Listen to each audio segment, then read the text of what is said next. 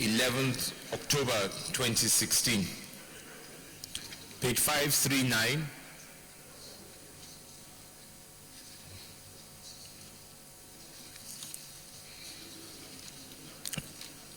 Page 540.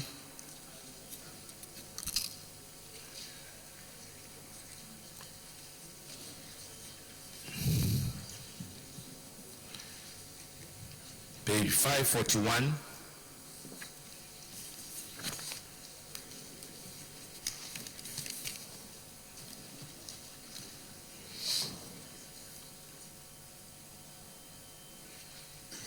Page 542.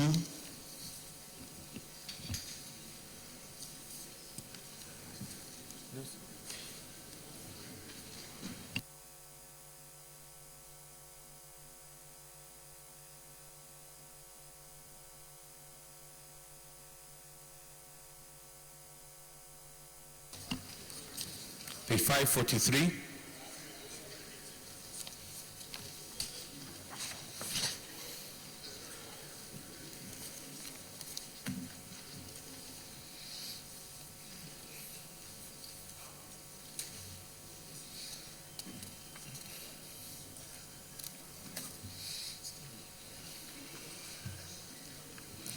Page 544.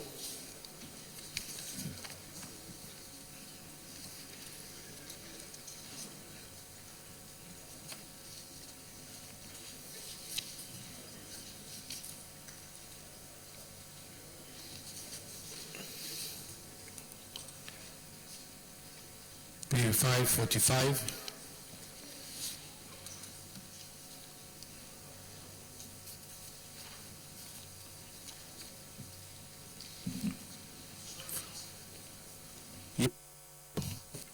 Robert in 544.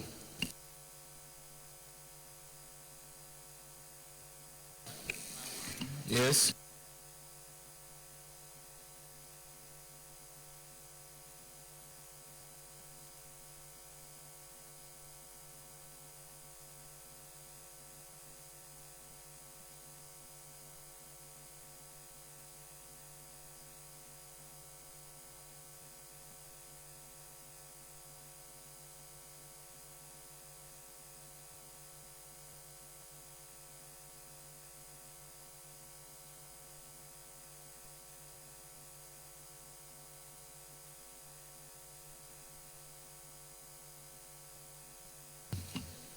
Yes, I've told Secretary to take note.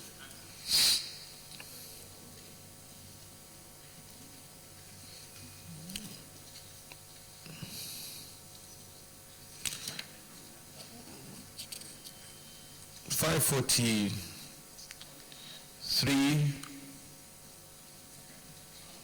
$544.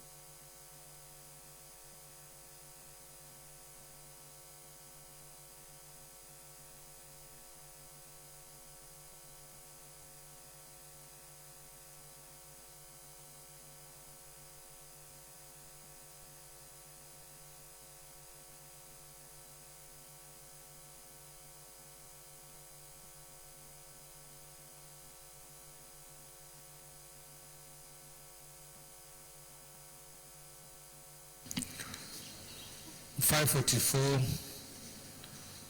$545,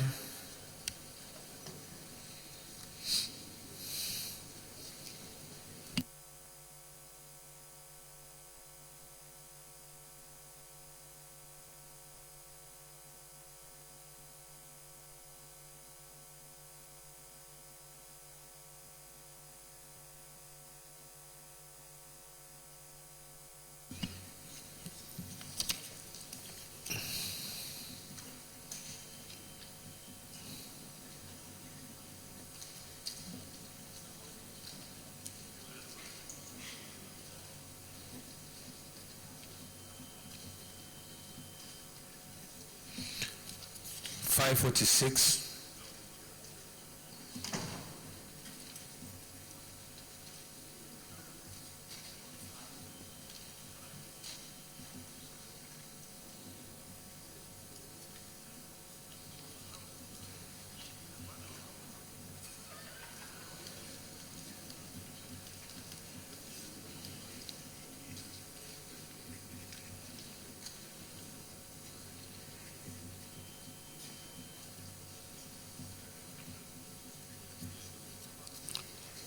547.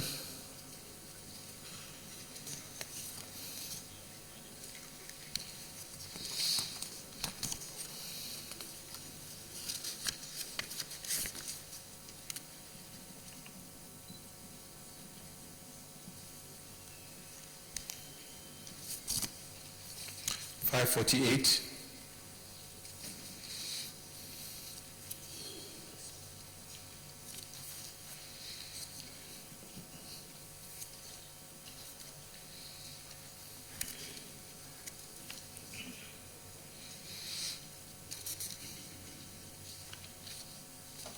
549.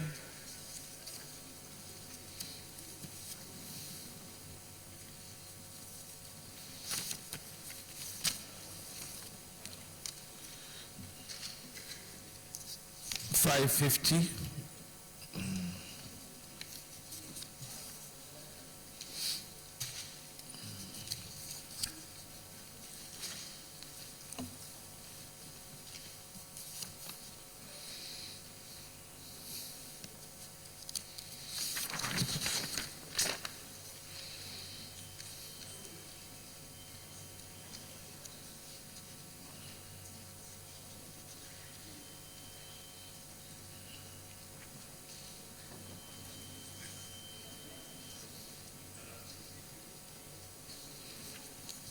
551.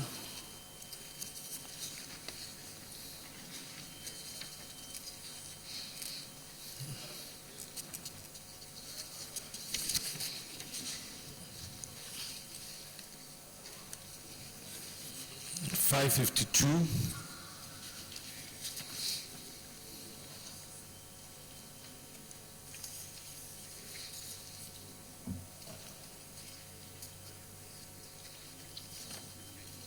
553.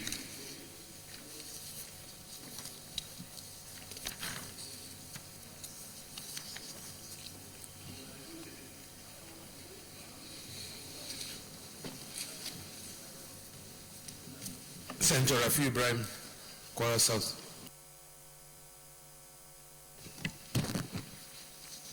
Thank you, Mr. President, my distinguished colleague. My name is Rafiu Adebayo Ibrahim. I represent Kwara South. I rise to move that the Senate do approve the vote and proceeding of Tuesday, 11 October 2016.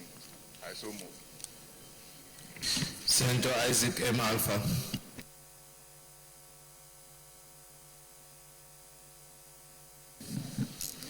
Mr. President, distinguished colleagues, I do second the motion that the votes and proceedings on 11th October 2016, as amended this morning, be adopted. Distinguished colleagues, those in favor that the votes and proceedings of Tuesday, 11/10 be approved as amended, say aye. Those against say nay. The ayes have it. The votes and proceedings of Tuesday, 11/10 October 2016 is approved as amended.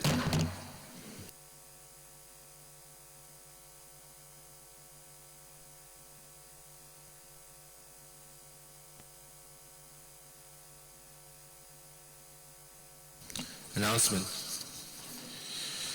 Letter from the Deputy Senate President. There will be a meeting of the Senate Committee on the Review of the 1999 Constitution. We'll meet today, Wednesday, 12 October by 1 p.m. at the Senate Meeting Room 117 in the Senate building. Signed, Chairman, Committee on Review of the 1999 Constitution.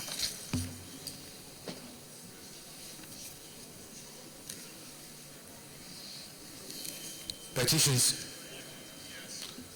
Yes, Senator Mawabana. Mr. President, distinguished senators, my name is Senator Mao Ohuabunwa, representing the people of Abia North Senatorial District. Mr. President, I have two petitions from my constituents. One is from Mr. Edu Emmanuel, and it's on the non-payment of his pension on other accrued benefits by the Nigerian Customs Service. And he left office for about a year now, but as I speak, his pension is yet to be paid, and his then entitlements. So he's seeking the indulgence of this Senate to help press on custom services to ensure that his pension and all his entitlements are paid. Then the next one is from Mrs. Lydia Orie Upo, who was wrongfully terminated from Federal Road Safety Corps. So she's also pleading with the Senate to intervene and ensure that her job is restored. Mr. President, with your permission and indulgence of this Senate, may I lay this petition? Go ahead, come and lay the petition.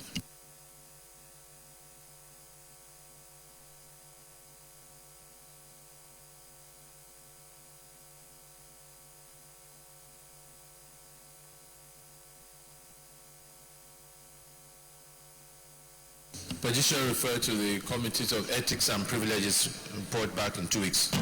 Petitions? Yes, Deputy Whip.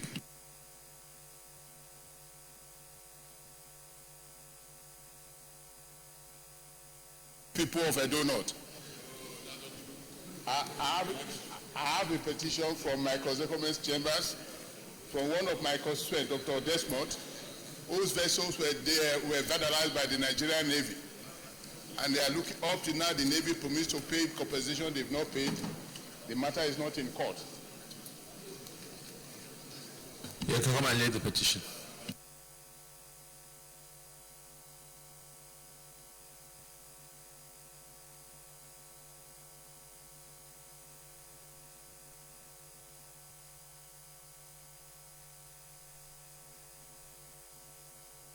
The petition is referred to the Committee on Ethics and Privileges and brought back in 2 weeks.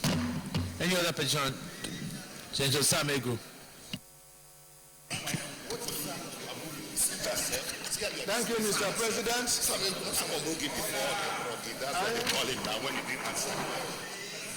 Distinguished colleagues, there's too much noise here. Please, can we settle down?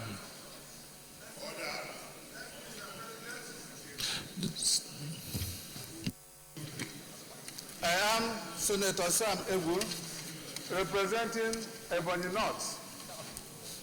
Mr. President, I have a petition from one of my constituents by name Eze Chukwuma Oke, a retiree of the Nigerian Navy. The petition is against the Military Pension Board and Fidelity Bank. Mr. President, he is petitioning that at the end of every month, 2 payments are lodged into his account. And before he goes to claim the money, they have withdrawn it. And this has happened for 4 good years. After receiving his pension, on 2 occasions, money is paid into his account and immediately withdrawn. So he's asking that this fraud should be investigated. Mr. President, I ask that I lay this petition. I lay your petition.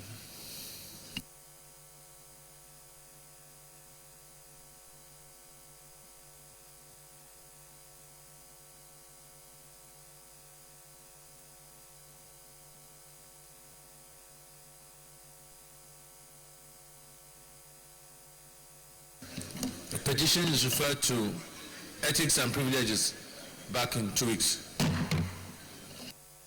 Distinguished colleagues, there are some reports here that have been long overdue. So I don't know whether the chairman of those committees that we refer to can take note and try and ensure that we get these reports by next week. One, there was an ad hoc committee on power, which was to look at disconnection of the Maiduguri from the national grid and general power generation in Nigeria. This report has been long overdue. If the respective chairman of the ad hoc committee can let us have that report.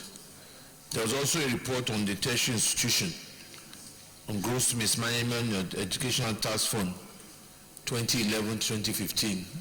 That report too has been long overdue. If you can also have it back by the end of this week. There's a report on the joint committee between the shared religious sect and the Nigerian military in Kaduna State. Again, this report is long overdue. It's been flagged here. So can we also ensure that this report is submitted to us by next week? These are the ones that have been brought to my attention. Chairman, if there are any reports that are due for submission, please let's ensure that we submit them to you so that we can consider them. Thank you. Leader of the Senate. Point of order, Senator Nelson. Thank you very much, my amiable President of the Senate. Mr. President, I am coming under Order 43, personal explanation. By your permission, sir, I will read. Go ahead and read.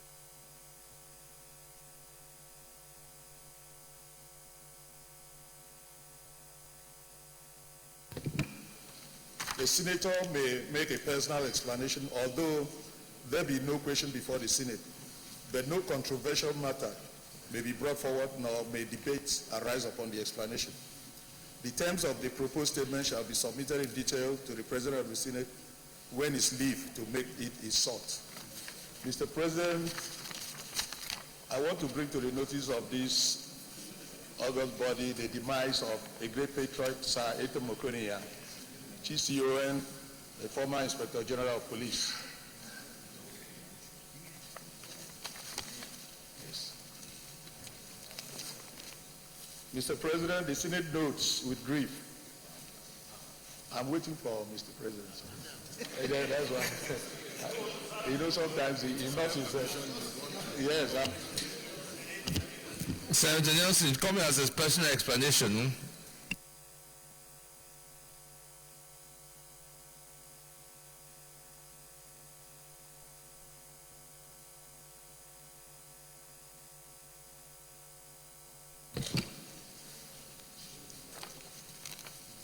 Mr. President, I want to bring to the notice of the Senate the demise, move a motion on the demise of Said Mokoniyan, GCO, and former Inspector General of Police.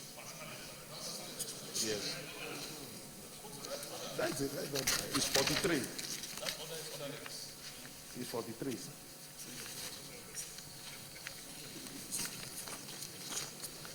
Yes. Yes. Whatever is the order number. Yes, sir. It's not that personal explanation. It's 43, sir. Yes. I just want to. Yes, I want to bring to the Senate the demise of Said Biyan. Yes. Yes. I'm waiting for the SP to respond to that. We are waiting for you.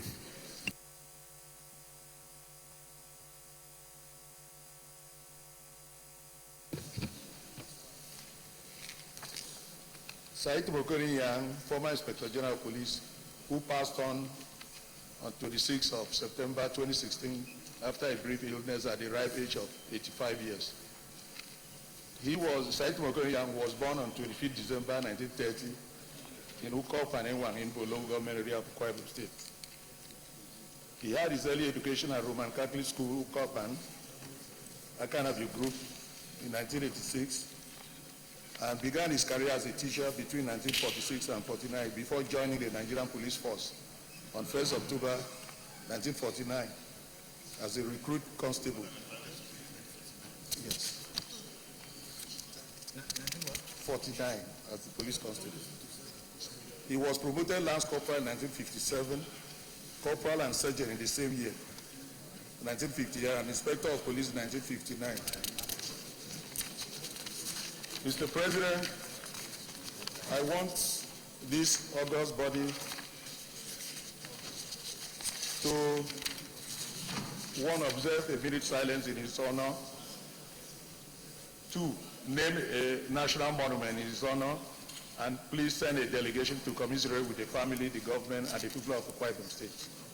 Thank you, Mr. President. Distinguished colleagues, in line with our rules, Senator Nelson did come to mention this, and I have no further debate, but in honor, out of respect for the former Inspector General, I think, that served this country, I believe the Senate would rise a minute silence. Respect.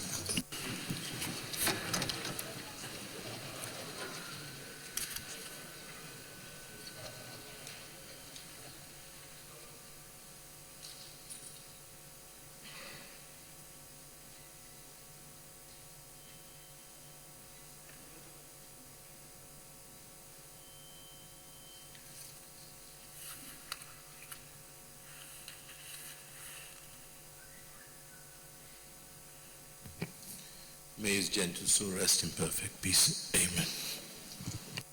Leader of the Senate. Pointers Order St. John Kui.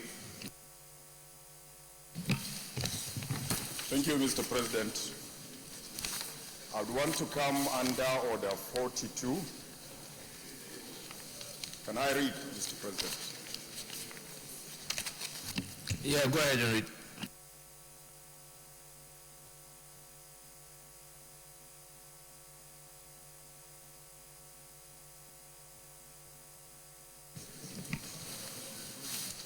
Shall, if possible, be referred to the President of the Senate before commencement of the day's sitting, and the President of the Senate shall refuse to allow the claim unless he is satisfied that the matter is definite and urgent.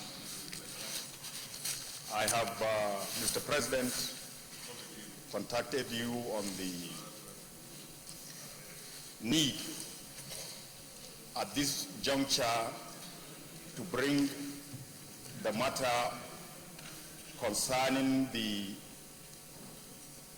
proposed or otherwise the 2018 National Population Census, particularly at a point in time when time is of essence, budget of 2017 by various MDAs are being prepared, the cruciality of calling on Mr. President to make a proclamation to allow for the critical aspect of preparedness of the Commission concerned so as to key into the process of possibilities of making the census possible at least by 2018, if the preparedness of government is made possible within the 2017 appropriation year, Mr. President. Yeah, you did bring this matter up for me, but I didn't think you were bringing it up for urgent public importance. I think you can just bring a motion on that and we'll send it to Rules and Business and we can discuss it next week, Tuesday. Okay? All right, thank you. Leader of the Senate. Thank you, Mr. President, distinguished colleagues. The first business of the day is the presentation of a House bill standing in my name on the Police Procurement Fund Establishment, etc. Bill 2016. Mr. President, you may wish to invite the Clerk of the Senate to read the short title of the bill. Clerk of the Senate. Mr. President, distinguished senators, Police Procurement Fund Establishment Bill 2016, HB 314, first reading. Police Procurement Fund Establishment Bill 2016, HB 314, first reading taken. Leader of the Senate. The second business of the day is also presentation of a House bill standing in my name on the Franchise Bill 2016. Mr. President, you may wish to invite the Clerk of the Senate to read the short title of... Clerk of the Senate. Mr. President, distinguished senators, Franchise Bill 2016, HB 76, first reading. Franchise Bill 2016, HB 76, first reading taken. Leader of the Senate. The third business of the day is also presentation of a House bill standing in my name on the Animal Health and Husbandry Technologies Registration, etc. Bill 2016. Mr. President, you may still want to invite the Clerk of the Senate to read the short title. Clerk of the Senate. Mr. President, distinguished senators, Animal Health and Husbandry Technologies Registration, etc. Bill 2016, HB 320, first reading. Animal and Health Husbandry Technologies Registration, etc. Bill 2016, HB 320, first reading taken. Leader of the Senate. The fourth business of the day is the presentation of a House bill in my name on the Dangerous Drugs Act, Cap D1, the Laws of the Federation of Nigeria 2004 Amendment Bill 2016. Mr. President, you may wish to invite the Clerk of the Senate to read the short title of the bill. Clerk of the Senate. Mr. President, distinguished senators, Dangerous Drugs Act, Cap D1, LFN 2004, Amendment Bill 2016, HB 292, first reading. Dangerous Drugs Act, Cap D1 LFN 2004, Amendment Bill 2016, HB 292, first reading taken. Leader of the Senate. The fifth business of the day is presentation of a House bill standing in my name on the Nigerian Council for Social Work, Establishment, etc. Bill 2016. Mr. President, you may wish to invite the Clerk of the Senate to read the short title of the bill. Clerk of the Senate. Mr. President, distinguished senators, Nigerian Council for Social Work, Establishment, etc. Bill 2016, HB 161, first reading. Nigeria Council for Social Work, Establishment, etc. Bill 2016, HB 161, first reading taken. Leader of the Senate.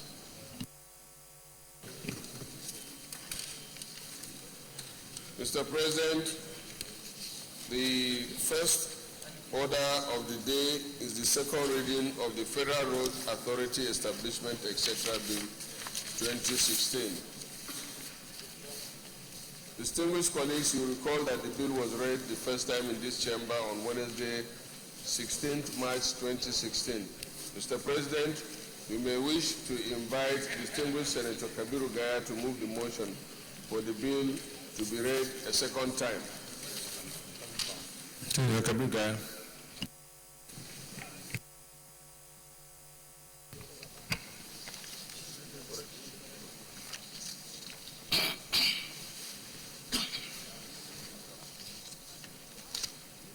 Mr. President, my distinguished colleagues, I am Kabiru Gaya, representing the people of Kano South from Kano State. Mr. President, my distinguished colleagues, permit me to lead the debate of this important bill, which seeks to repeal the Federal Road Maintenance Agency Act 7 and 7 LFN 2002 and to establish a Federal Road Authority. Mr. President, the bill was read for the first time on the floor of the Senate on Wednesday, 16th March 2016. Order, please. Order, please. Mr. President, distinguished colleagues, the Federal Road Authority, which will be a semi-autonomous road agency, will be responsible for the professional management of federal roads in the country, involving planning, design, construction, rehabilitation, and maintenance, thereby ending the duplication of functions between FEMA and highway departments of the Federal Ministry of Works.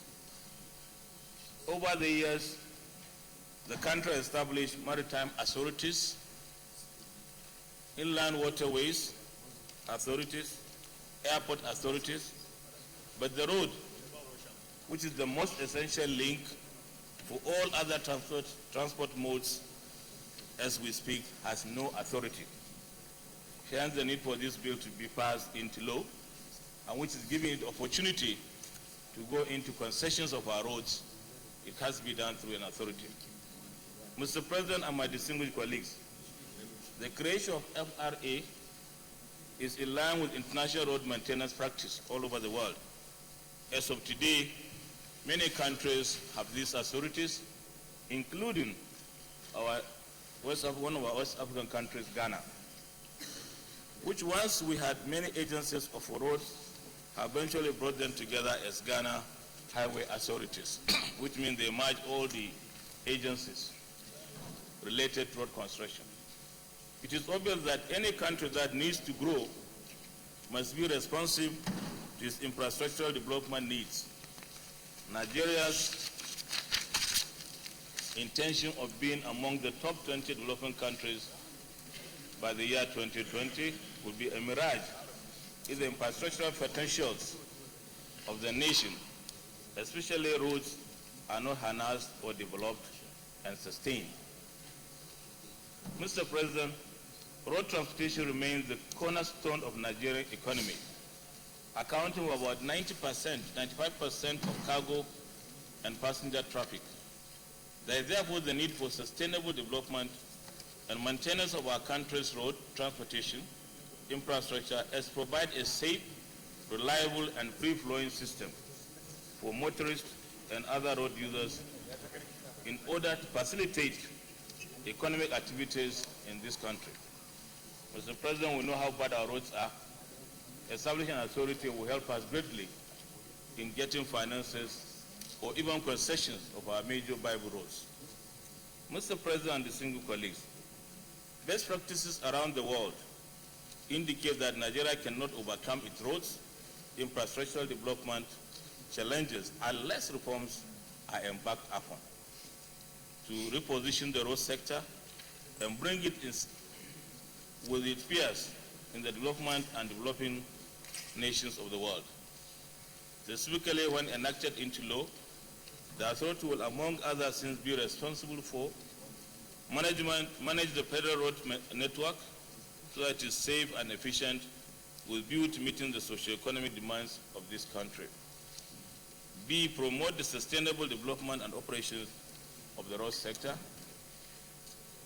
C, facilitate the development of competitive markets and the promotion of an enable environment for private sector participation in the financing, maintenance, and improvement of roads in Nigeria.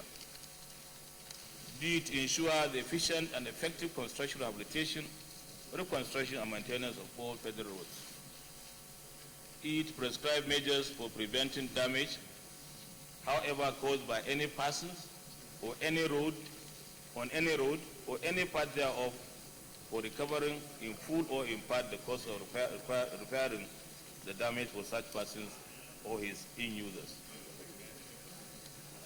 They have advised the government in conjunction with the Federal Road Safety Corps and other relevant ministries, departments, and agencies on appropriate and effective method of enforcing road traffic legislation for the purpose of preventing damage to roads and promoting road safety, among others.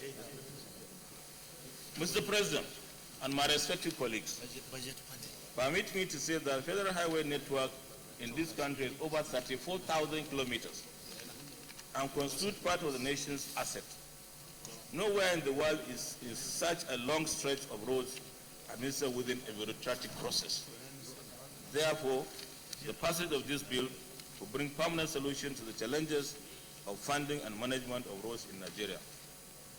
I therefore urge my colleagues, or my distinguished colleagues, to support the passage of this bill to make us sustainable of our road network. And thank you, and God bless you all. Thank you very much. Senator Abdullah Yusabi. Thank you, Mr. President, distinguished colleagues. I am Aliu Sabi Abdullahi, Senator representing Niger North. Mr. President, distinguished colleagues, in supporting this motion or this bill, I wish to share one or two very sad experiences that we are all familiar with. And if you look at the intention of the bill, it's aimed at strengthening the existing institutional framework so that there is an element of prevention in the damage that occurs to our road network. Mr. President, distinguished colleagues, it is common knowledge that most of our activities, economic activities, are done through a lot of logistics on the road. And I will cite the case of Niger State, for example, in supporting this bill. Niger State is in the center, and hardly will you have anything to do between the north and the south without traversing through the federal roads in this state.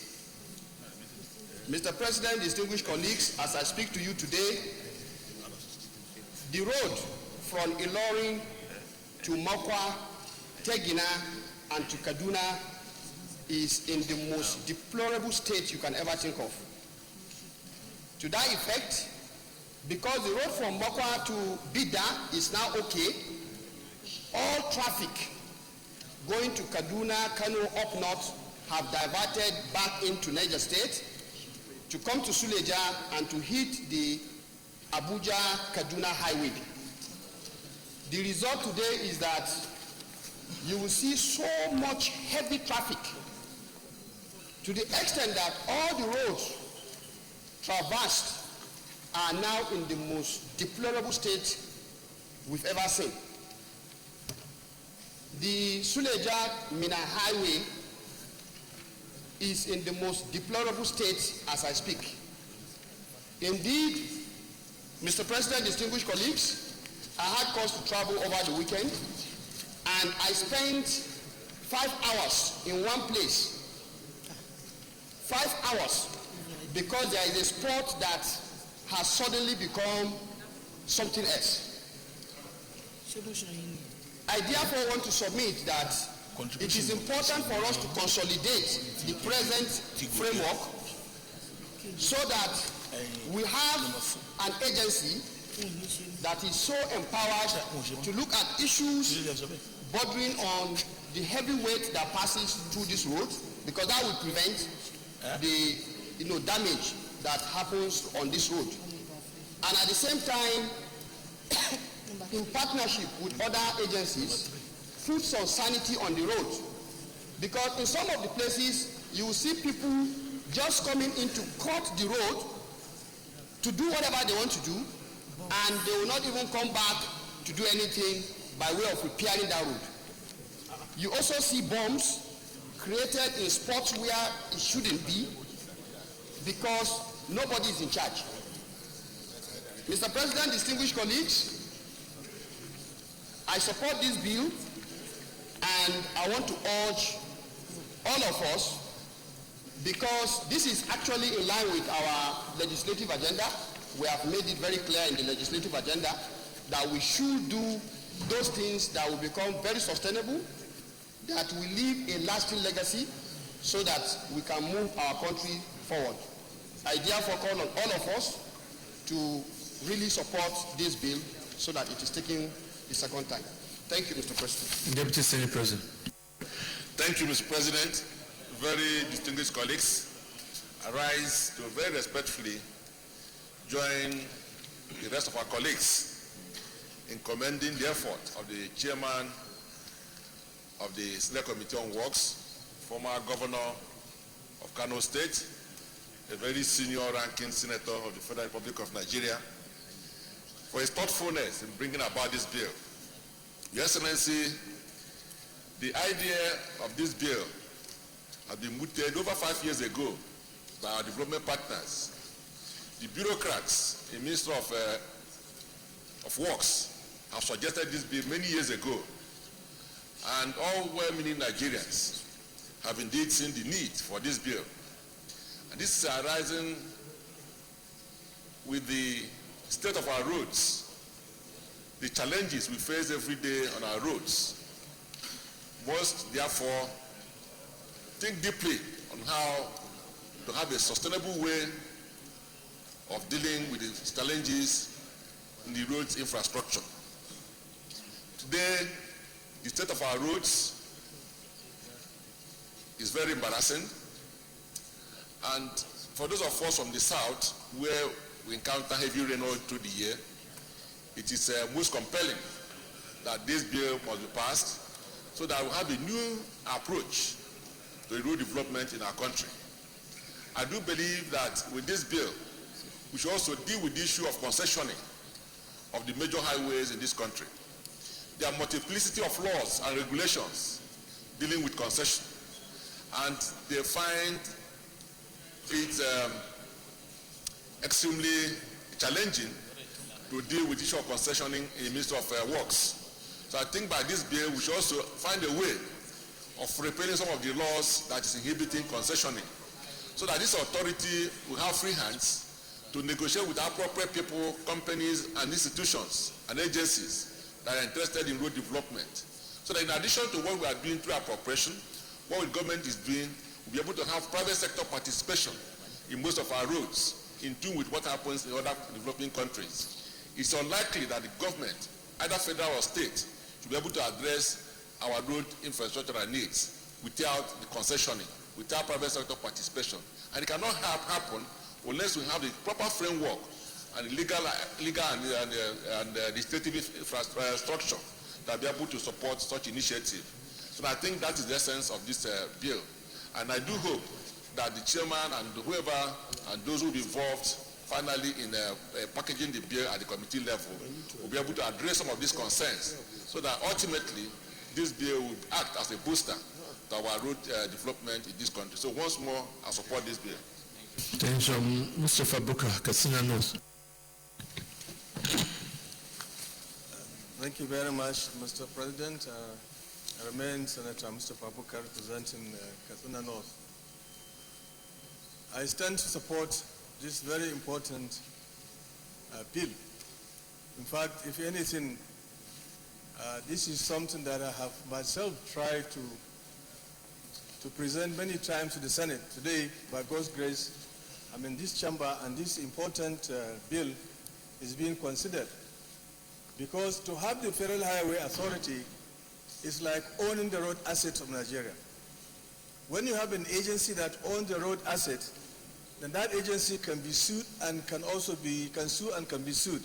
It can also borrow, and anybody who wants to invest, the private sector, when we talk about the concessions, they will be in a position to actually have a rest of mind that they are dealing with an agency and not a ministry.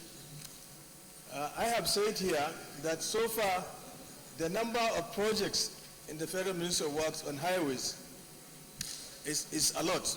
But the amount of money that is needed is over 2 trillion to finance the ongoing projects. This year's budget has only about 250 billion naira at the budget of the Ministry on highways. And I believe they must have certificates of works done that are more than the amount of money budgeted in 2016, which clearly shows unless and until we have such an agency, it is highly unlikely that we can actually get over the problems of our highways and also have a very good system or road network for this country. So to me, this is a very welcome development, and it's a very good timing that this bill is being brought by no other person but the chairman of the Committee on Works. So I really support this bill, and I hope we'll be able to finalize it as quickly as possible so that we can address the problems of our highways in terms of maintenance and also in terms of providing new highways. This will give us an era within which we can concession roads, that we can also have greenfield projects. For instance, the private sector can actually develop a highway between Lagos and Abuja, and anybody who wants to go on that can actually pay the toll.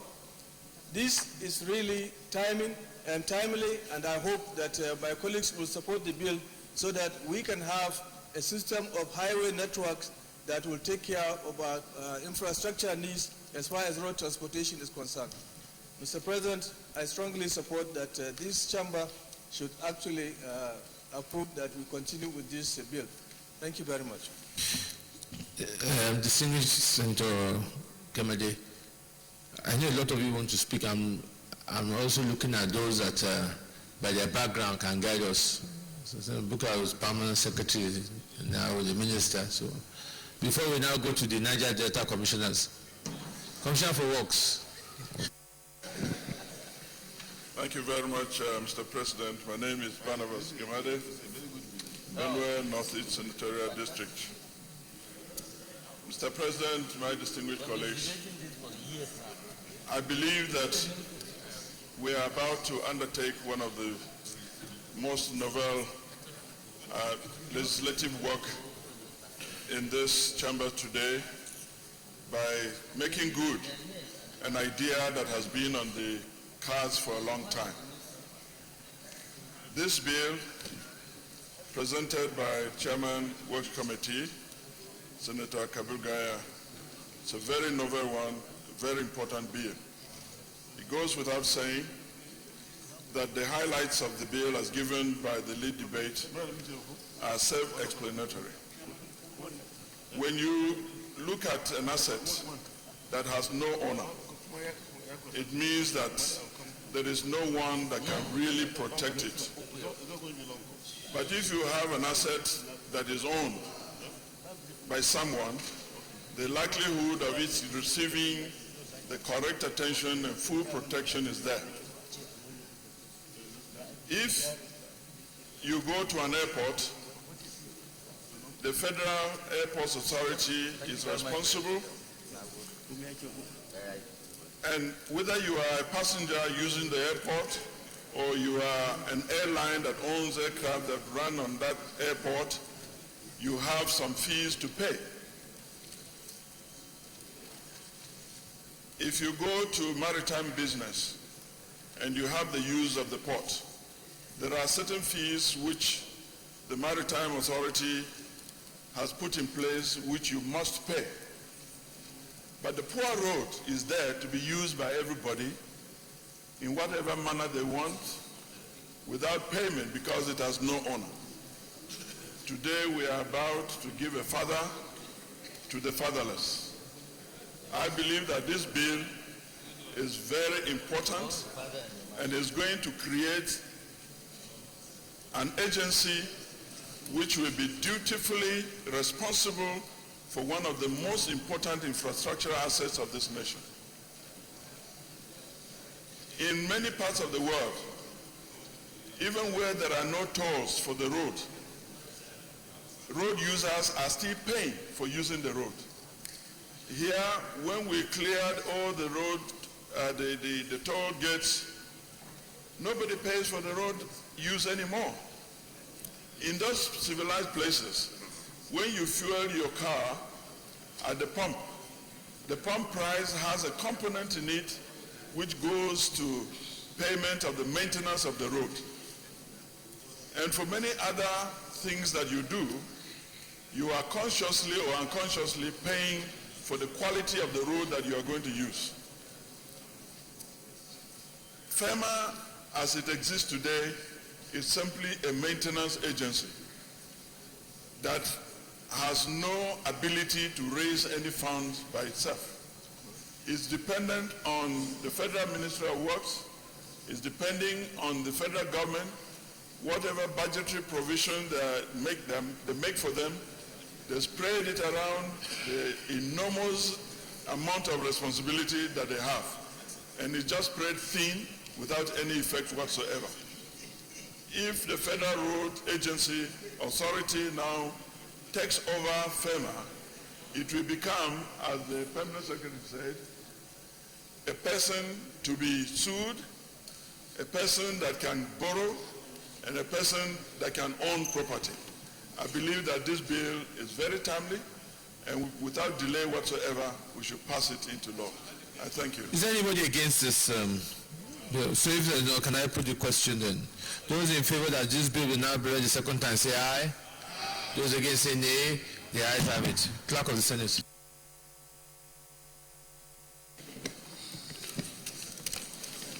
Mr. President, distinguished senators, a bill for an act to repeal the Federal Road Maintenance Agency Establishment, etc.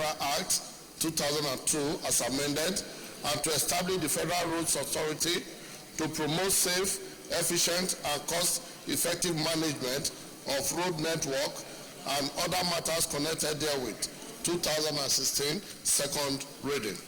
A bill for an act to repeal the Federal Road Maintenance Agency Establishment, etc. Act 2002 as amended, and to establish the Federal Roads Authority to promote safe, efficient, and cost-effective management of roads network and other matters connecting therewith. 2016, second reading. This bill is referred to the Committee on Works and to report back within 3 weeks. I want to thank the Senator Kabir Gaya and all those who contributed. As we all know, this is a long outstanding bill. Not only that, it is one of the bills we included in our resolution on economic recession.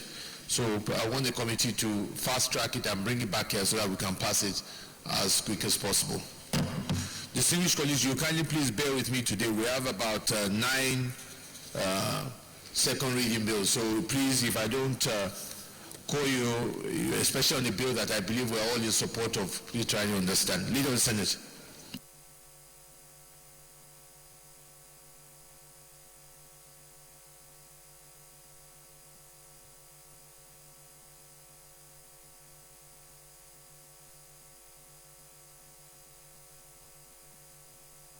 Leader of the Senate. Thank you, Mr. President, distinguished colleagues. The second order of the day is the second reading of the Lobbying Disclosure Act Amendment Bill 2016. Mr. President, distinguished colleagues, you will recall that the bill was read the first time in this chamber on Tuesday, 8th December 2015. Mr. President, you may wish to invite distinguished Senator Dino Melai to move the motion for the bill to be read a second time. Senator Dino Melai. Mr. President, my very respected colleagues, my name is Dino Melai, Kogi West Senatorial District. Mr. President, my colleague,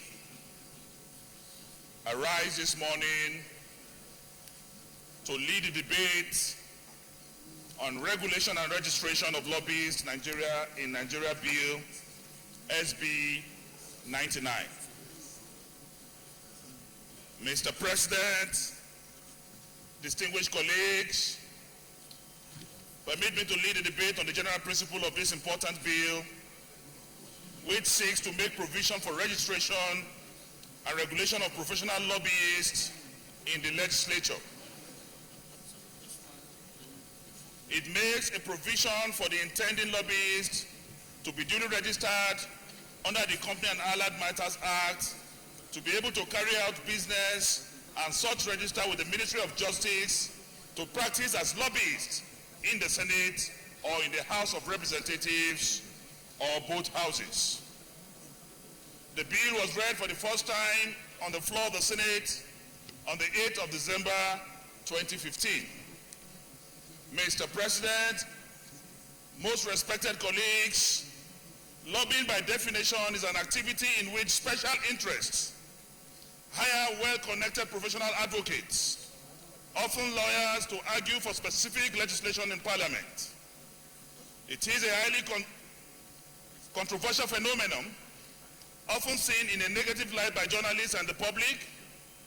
Lobbying takes place at every level of government, including federal, state, and local governments. Mr. President, respected colleagues, political scientist Thomas R. Dye once said that the politics is about battling over scarce governmental resources. Who gets them, where, when, why, and how. Since government makes the rules in a complex economy such as ours, it is logical that various organizations, businesses, individuals, non-profit organizations, trade groups, religious bodies, charity organizations, and others, which are affected by these rules, will exert as much influence as they can to have ruling favorable to their cause. And the battling for influence has happened in every organized society since the beginning of civilization. Whether it was ancient Athens, Florence, during the time of medieval, late imperial China, or the present-day United States of America.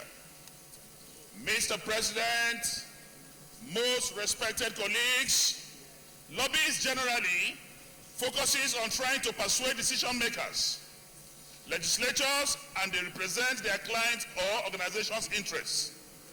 An example is a former school superintendent who has been lobbying state legislature in California, Michigan, and Nevada to overhaul teachers' evaluations and trying to end the last-in, first-out teacher hiring processes. According to one report, Plenary is becoming a political force. The bill, when passed, Mr. President, my colleagues, will one, create sticker registration requirement for lobbyists, require lobbyists to disclose how much they make and spend on lobbying, ban lobbyists from paying or gifts and food as means of inducement, imposing a time period before a legislature can become a lobbyist, creating ethics oversight by establishing ethics commission and legislative ethics committee, giving oversight agencies more power to investigate violation of ethics laws. Mr. President, distinguished colleagues, the intent of this bill is to help shape public policy by properly investigating facts that help the legislature take a better position in lawmaking process. Lobbyists can be a great source of information to the legislature and can provide a transparent environment for the legislative interaction that promotes effective and constructive opportunities for the public and interest groups to participate in legislative process. Mr. President, my colleagues, there are many instances where bills are passed affecting important sectors of the economy without the stakeholders making any effort to inform the legislature of their interest. With lobbying, the time to influence legislation or criticize a particular legislative measure will be before passage of the bill, not after it has been enacted into law. This bill will also offer the legislature to be more informed of the intent of any bill, as the lobbyist will be readily available to inform the legislature the idea behind the bill he is pursuing. You will agree with me that the very essence of this bill is to regulate the practice of lobbying in the National Assembly. If you step out of these chambers, you will see different kinds of people pushing for different legislative measures, but to stand this tide is to enact this piece of legislation. Mr. President, I also will want to say that lobbying is already an enacted law in the United States of America. It is an enacted law in the United Kingdom. It is practiced in Germany and other civilized democracies across the globe. So Nigeria will not be left behind in joining other civilized parts of the global community in creating an enabling law that will legalize lobbying with the view of improving legislation and policy formulation. Already, Mr. President, lobbying is a degree program in many universities across the globe, even at master's level. So I want to say that already there are people in this country already practicing as lobbyists, but there is no legislation to back up this very important occupation. Mr. President, with these few remarks and contribution, especially those of us in the legislature who may wish to retire into the business of lobbying, this will afford us the legal opportunity to practice effectively. Mr. President, distinguished colleagues, your support in the passage of this bill is very crucial. I therefore urge you to give this bill the necessary support by passing it into law, and I come against every killer mood in this Senate. I want to thank you very much for listening, and I appeal for your support.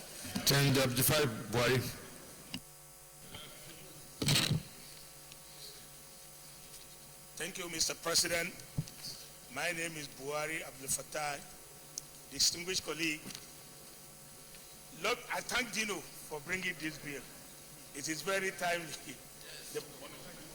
It's very, very timely because lobby started in the United Kingdom about 45 years ago, and it has been used by most countries, Canada, United States, Italy, Turkey, and Nigeria joining it all what is required is for us to get credible people, for us to register them so that they will not make it a money-making venture. By the time we are able to get credible people, they intervene in the situation where we have contentious bills. For example, in the United States, sometime last year, there was this bill about abortion and another bill that came on Obamacare, including the bill about licensing gun people. It was the lobby group that intervened with the stakeholders, and within the stakeholders and the Congress, they were able to pass that bill. In Nigeria today, most of the problem we are having with between the legislature and the executive probably would not have happened if we have this lobby group. They will be able to inform the stakeholder, they will have their own contribution, and all of us will be able to have an idea what the bill is all about. I believe with this little contribution, if we pass this bill, it's timely and it will help develop the relationship between the executive and the legislature. Leader of the Senate. Distinguished colleagues, my name is Mohamed Alim Dume, representing Borno South. Distinguished colleagues, our democracy is growing, and in order to enable this democracy grow in the manner and way it is being internationally practiced, like in other countries, we need to put in place all necessary structures that will allow this democracy to grow. And part of the structures that make democracy grow is the institution that is called lobbying professionals. In our situation here, things are done haphazardly, and that's why you have a lot of confusion. This bill, I consider, is very timely. And the committee that is responsible for it, to handle this bill, should look at it clearly with the view of putting up a structure in our democratic setup that will help to grow our democracy. Having said that, I want to urge our colleagues to support this very important bill. Jokes aside, as Dino mentioned, you have the National Assembly, we have various committees. So many Nigerians don't even know the workings and structure of the National Assembly. So many Nigerians don't know where to go to get what they want from the National Assembly. And this is a very important institution. But we can use our colleagues or other professionals that have experience and knowledge of the workings of the National Assembly to make our work more effective in terms of getting things done. Some people who come with ideas here, they don't know where to go, and we find it like inappropriate to have a direct relationship with the individuals. I give you an example. As the country, if we just passed the Federal Road Authority bill to go through second reading, and maybe you have other international organizations that want to participate and improving that law with the view that later they will be part of the road infrastructural development structure in this country. And you can't do it without maybe those laws that are being proposed now tailored in such a way that will make them comfortable to come and invest their money in it. It is the lobbies that is supposed to come in between the legislature and those individuals that are interested in such, in order to improve the law that we are making. Or even if they have other interests, they are supposed to be the ones that will contact or lobby the legislatures. And even yesterday, we had a motion, a conflicting motion, one from distinguished Senator Andy and the other one from distinguished Senator Bukar, coming from two different interests. It would have been different if there was a lobbyist between, in order to balance or harmonize that position. So I want to urge our colleagues to let this bill go through the second reading, and let's get a committee that will polish, look at it, and make it part of the democratic process or development in our country. I remember that in the House of Representatives in 2005, a member sponsored that bill, and it went to, it only that the Fifth Assembly, or was it the Sixth, at that time, could not get it through. But I feel that this is a very important bill, and it should be given all the support that it deserves. Minority Leader. Thank you, Mr. President, for looking at us. We thought we were forgotten. Mr. President, my distinguished colleagues, I must say that this is the, initially, Mr. President, I must confess to you that I thought my brother Dino was living in the 23rd century, because America has practiced democracy for over 250 years before lobbying and lobbies came into being. It's only 16 years. Be that as it may, it's good for us to run without walking. The only worry I have is that instituting lobbying and getting a legislation for it in future look like actually legislating for corruption, because until we see in fact, I believe that the details lie in the devil is in the details, because until we see who will pay the lobbies, how they will make their money, and how relevant it will be, because I don't see the federal government appropriating money for lobbies. And if the lobbyists are thinking of going for our own small allowances, our allowances are not enough to pay the lobbyists. But because the only thing that interests me, sir, is the fact that when the debater was speaking, he said that lobbying is going to be a profession. Initially, I thought when I retire from here, I'll go into comedy. And then suddenly he says that it's going to be a profession. So, my brother, I want to support this bill. Do you know, I want to support this bill in view of the fact that it's going to be a profession. And we are going to legalize it. I would like to retire to be a lobbyist, but I would like to know how we pay. With these few words, I support the bill going for a second reading and enabling all of us who will retire to become lobbyists. But we want to know where we'll be paid. Senator Ben Murray Bruce. Mr. President, distinguished colleagues, my name is Ben Murray Bruce, representing Bielsa East. The first two bills are very similar in a very nice way. You have roads, but you don't have an authority. We have lobbies, but we don't have regulation. And it's a very simple process. And I give you a simple example. When most Nigerians think of the Niger Delta, they think of violence, Avengers, vandalization, people blowing up pipelines. So a few days ago, I asked the wife of the Kaduna State Governor to watch a movie with me called Olibri. Wait. And many other friends. She's Asia El Rufai. She watched the movie. At the end of the movie, she was moved emotionally. She did not understand the level of cancer in the area. She did not understand the level of poverty in the area. She did not understand the level of misery. So she called her husband, the governor, and she said, "Have you ever been to Olibri?" And he said, "Yes." And he said, "I watched this movie and I was moved." But here's the problem. Asia El Rufai is from Zamfara, and her husband is the governor of Kaduna State.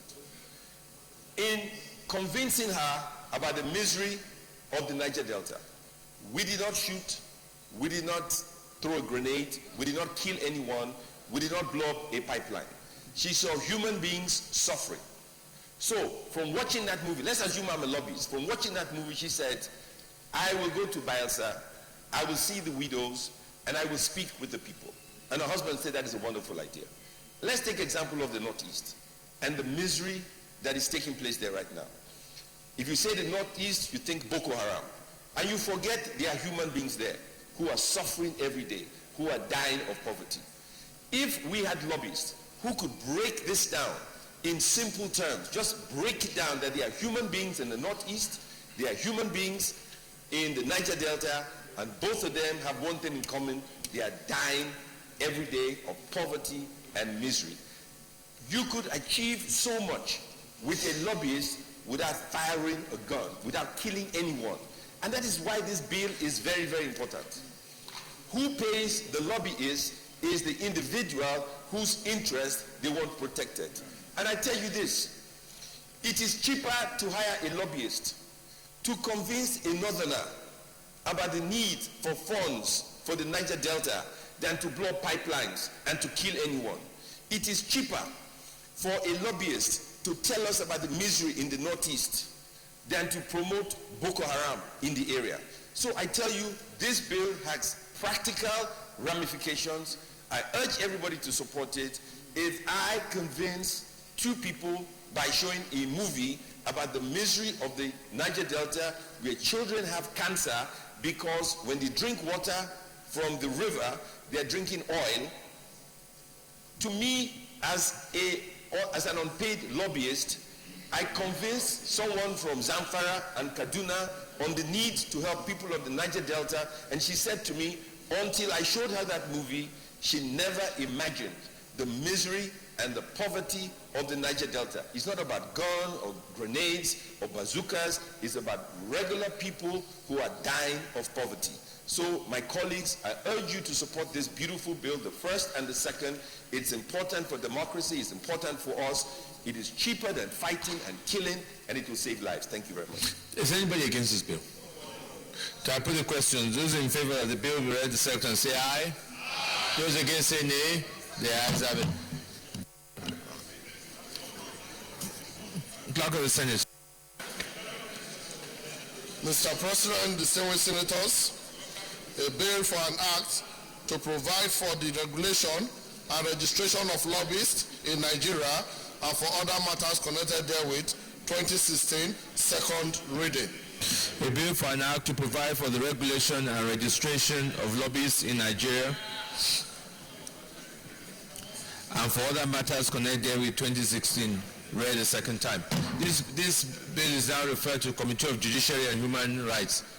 Chairman, report back in 4 weeks. I want to thank the mover of sponsor of this bill and all those who have contributed. Definitely we all agree this is further strengthen our democracy and help us to have an enabling law for something that already is being practiced and will strengthen the work of the legislation. I thank you for the bill. Leader of the Senate.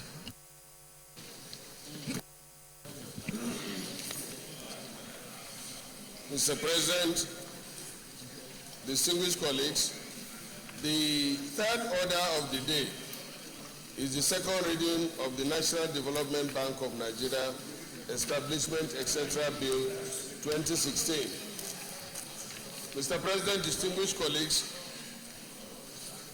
you may recall that the bill was read the first time in this chamber on Wednesday, 12 August 2015. Mr. President, you may wish to invite distinguished Senator Gobil Ibrahim to move the motion for the bill to be read a second time. Senator Ibrahim Gobil.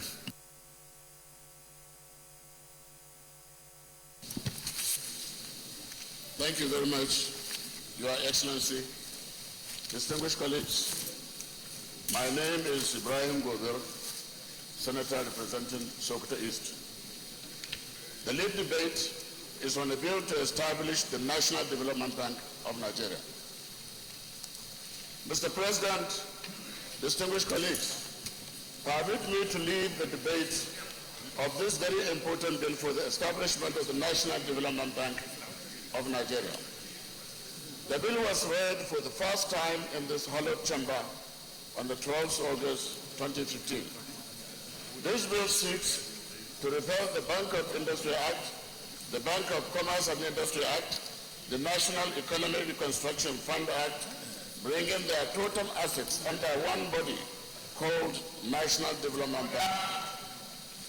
What this means is that the rights, interests, obligations, and liabilities of the three development finance institutions existing before the commencement of this act under any contract or instruments or in law or in equity part from any contract or instrument shall by virtue of this act be assigned to and vested in the National Development Bank. The National Development Bank is a development finance institution that seeks to accelerate sustainable socio-economic development and improve the quality of life of people by both financial and non-financial investment in the social and economic infrastructure sectors. Mr. President, distinguished colleagues, the National Development Bank is a financial inclusion bank that its major objective is to satisfy the funding needs of micro, small, medium, and large-scale enterprises in this country. The principal mission of the bank is to increase financial inclusion by providing access to credit finance. The National Development Bank will also support medium to long-term lending to the SMEs with duration of up to 10 years and a moratorium of up to 18 months. This will enable borrowers in the sectors to have a lengthy period to repay the loans from the National Development Bank, unlike the deposits money or commercial banks. The aims and objectives of the bank shall be to provide loans to small, medium, and large industrial enterprises, especially but not restricted to agro-allied, fishing, poultry, piggery, livestock, patterning, mining, quarrying, manufacturing, and ancillary industrial support services. B, to provide short, medium, and long-term financing to participating financial institutions for on-lending to small-scale, medium, and industrial enterprises, and the projects especially in the manufacturing, agro-allied enterprise, including fishing and agriculture, bonded warehousing, step boring, mining, quarrying, industrial estates, and ancillary industrial support services. And where considered appropriate, provide financing directly to any of such small-scale, medium, and large industrial enterprises for the attainment of any of the stated aims and objectives of the bank under this Act. C, facilitate the provision of loans with 5 to 10 year maturity, including a grace period of 1 to 3 years, depending on the nature of enterprise or project and the loanable funds available to the bank. D, provide working capital loans to enable enterprises where the projects are unable to secure same from the banking system. E, provide such loans either in naira or in foreign currencies or both, depending on the sources of funds available to the bank for the requirements of the eligible enterprise or project. Yeah. Subject to the approval of the minister, raise loans from the local and international capital markets and from bilateral and multilateral sources from time to time as the market institution permits. And carry out, G, any other activities as may be considered necessary for the attainment of the above stated aims and objectives, and such other activities as may be deemed appropriate to ensure the continued existence of the bank.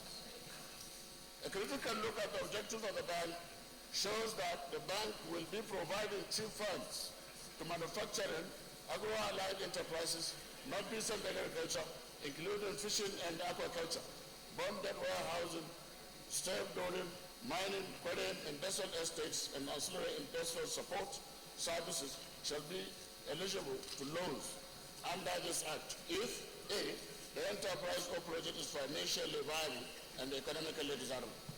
B, the enterprise has majority of equity holding by Nigerians. C, in the case of manufacturing enterprise or project, at least 60% by value of its raw materials and the other production inputs are derivable from the local economy. The enactment of this bill will be a perfect answer to the economic downturn and of course the much talked about recession, as the bank will be a major driver of the economy, especially in the agriculture and the industrial sectors. Mr. President, distinguished colleagues, I beg bold to say that all over the world, development banks are set up to provide long-term finance which commercial banks and the capital market cannot provide. aside the development of small-scale businesses and the encouragement of entrepreneurial activity, the broader aim of the National Bank will include the distribution of income between social classes, diversification of the economy, and of course, job creation. Distinguished colleagues, in line with our Order 73 subsection 3, or 77 subsection 3, the bill does not have any financial implication on the government as structures for the operations and the take-up of the banks are already in place, as it shall be a successor entitled to National Economic Protection Fund, Bank of Industry, and the Bank of Commerce and Industry. I urge all of you to support this bill for the second reading. Thank you very much. Senator Mao Wawan. Mr. President, distinguished senators, my name is Senator Mao Abunwa. I stand to support this bill. As far as I'm concerned, this bill is a consolidation actually of both moribund and existing government developmental financial institutions. If you look at the list, you see NEFON. NEFON, as we speak, was established by an act. The act is still there, it's not been repealed. Bank for Commerce and Industry is still there. You cannot even understand what functions, what they do, and what value they add to the economy. So I believe that bringing National Development Bank and bringing all these institutions together so that they will form, there will be a consolidation, so that there will be one development bank. The only thing I want us to get out of this is the Bank of Agriculture. Bank of Agriculture should be on its own, because with their level of diversification, now we need Bank of Agriculture, we need this development bank, which would get involved loans for mining, manufacturing, and what have you. So, Mr. President, I don't want people to look at this issue just from the point of Bank of Industry. Yes, Bank of Industry is also part of this, and the development bank will take over the structures of both Bank of Industry, NEFON, and the commercial bank. So it will not involve, we wouldn't be talking about financial compendium, because if you look at it, it's just taking over these existing structures already. So, and this bill definitely wouldn't have come at a better time than this particular time we are going through a recession, so that we begin to put out, we begin to consolidate instead of having several institutions duplicating and doing the same function. So I think it's time for us to consolidate. And on that note, I will urge my colleagues that there is need for us to support this, so that we'll bring everything together and move this country forward, so that when you're applying for a loan or for assistance, you know exactly where to go. And through the development bank, I think you get what you want. Definitely we assist to move this country forward. Thank you, man. Thank you, Senator Samego. Thank you, Mr. President. Sam Egu, representing Ebonyi North. Mr. President, I wish to stand up to oppose this bill for the simple fact that Bank of Industry, that is a high-flying bank, is included to be among those to be repealed. Bank of Industry is like a household name in this country. There is no SME currently that has not got one association of them with the Bank of Industry, including big companies, big manufacturing companies. They are all associated, they are all benefited from Bank of Industry. Just last week, Mr. President, I represented you in a meeting of the Manufacturers Association of Nigeria, their general annual meeting. And Mr. President was there. And emphasis was placed on the activities of this Bank of Industry.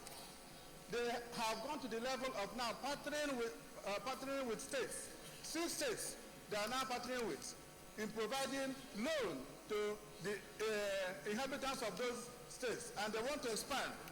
Mr. President, Bank of Industry is a bank that has made us proud and a lot of people have associated and benefited from back of industry. So it will be unfair, unreasonable to now group back of industry that is performing with the moribund banks that actually should not exist.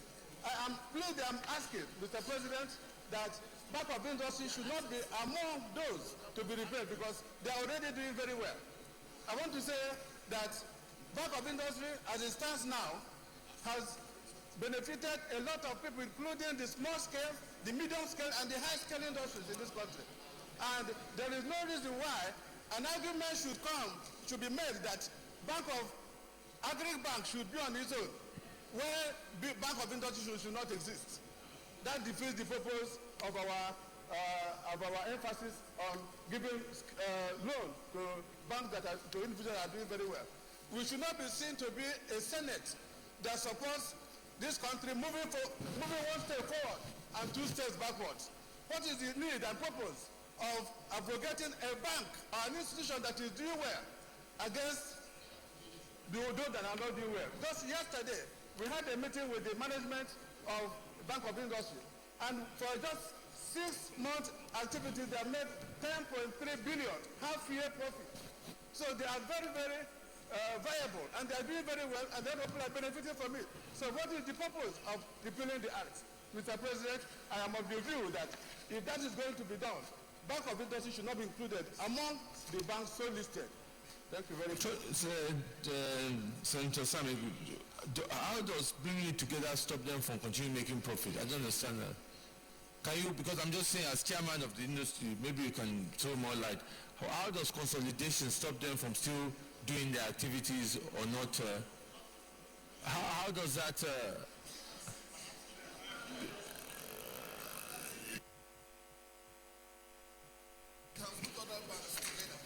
The issue, Mr. President, is that they are already performing. By the time you now want to bring them together again, you are setting the activities backwards. That is the issue. You are setting the activities backwards. So, and then why do you remove agriculture? You could have put agriculture there too. Why do you put agriculture? If you are consolidating, consolidate all the banks. Why remove agriculture and then include this one? Senator Marafa. Thank you, Mr. President, my distinguished colleagues, Senator Kabiru Garba Marafa, CON, representatives of the Central. Yes, CON, senior CON. Mr. President, my distinguished colleagues, I rise to lend my support to this very important bill. Mr. President, the facts are already laid by the late debate, and the facts are, as elucidated here, are in line with the present government's resolve in downsizing the government parastatals. The argument that if maybe another bank is performing very well, I think it only supports the argument made by the proposer of this bill. Because if that bank is performing very well, nobody is saying that any bank here is going to be abrogated. All we are saying is coalesce them into one. It will reduce overhead expenditure, of the various banks. So bringing them together will definitely enhance their performance, and they would now operate maybe under like different departments in that bank, and the Bank of Industry might even be the lead bank in the new formed bank. So with these few comments, Mr. President, I think that this is a very welcome development. Let us see how we can downsize these entities, into one, if for nothing, it will reduce, the over-bloated overhead expenditure, as exemplified by having different banks operating as separate entities. I urge my colleagues to support this merger, because we all know the wonders merger can bring into any enterprise. Distinguished colleagues, I want to remind all of us that we passed a resolution when we debated the economic recession, listing this as one of the bills that we're going to pass out of the 11 bills, just to remind us. So I think also we need to be consistent as we go forward. So let's not, if I put the questions, those in favor that this bill be second time say aye. Those against say nay. The ayes have it. Clerk of the Senate. Mr. President, distinguished senators, a bill for an act to repeal the Bank of Industry Act, the Bank of Commerce and Industry Act, and the National Economic Reconstruction Fund Act, and establish the National Development Bank, and for other related matters, 2016, second reading. A bill for an act to repeal the Bank of Industry Act, the Bank for Commerce and Industry Act, and the National Economic Reconstruction Fund Act, and establish the National Development Bank, and for other related matters, 2016 second reading taken. This bill is referred to the Committee on Banking, Insurance, and Financial Institutions and report back in 3 weeks. Leader of the Senate. Mr. President and my distinguished colleagues, the fourth order of the day is second reading of the Nigerian Army Institute of Technology and Environmental Studies Establishment ETC Bill 2016. Distinguished senators will recall that the bill was read the first time in this chamber on Tuesday, the 15th day of March 2016. Mr. President, you may wish to invite Senator Kabir Marafa to move the motion for the bill to be read the second time.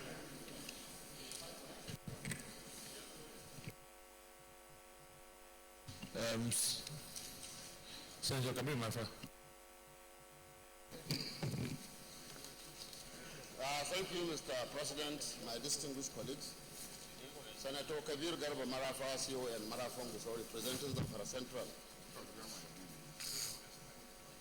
A bill for an act to establish Nigerian Army Institute of Technology and Environmental Studies to provide for non-military career training to personnel of the Nigerian Army and for other matters connected therein.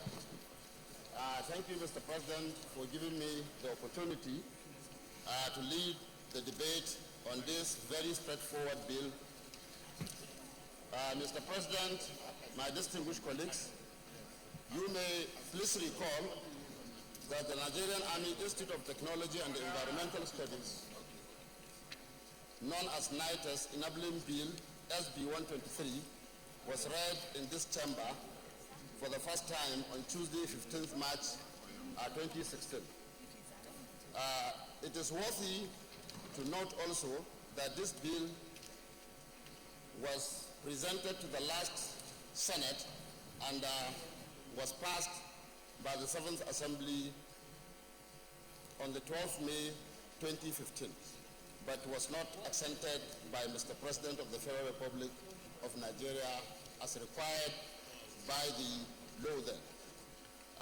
This therefore make it necessary for me to represent it to this August Assembly for reconsideration once again. This bill, Mr. President, seeks to provide an enabling law and legal framework for the operation of the Nigerian Army Institute of Technology and Environmental Studies, NITES. Distinguished colleagues, it might interest you to know that NITES was established almost at the same time with the Air Force Institute of Technology, AFIT, Kaduna. But, Mr. President, while AFIT has progressively developed in terms of structure, student enrollment and relation with its environment, its counterpart, the NITES, is still lagging behind, due largely to the absence of legal framework and structure. The bill, therefore, seeks to address this and other attendant shortcomings of the institution.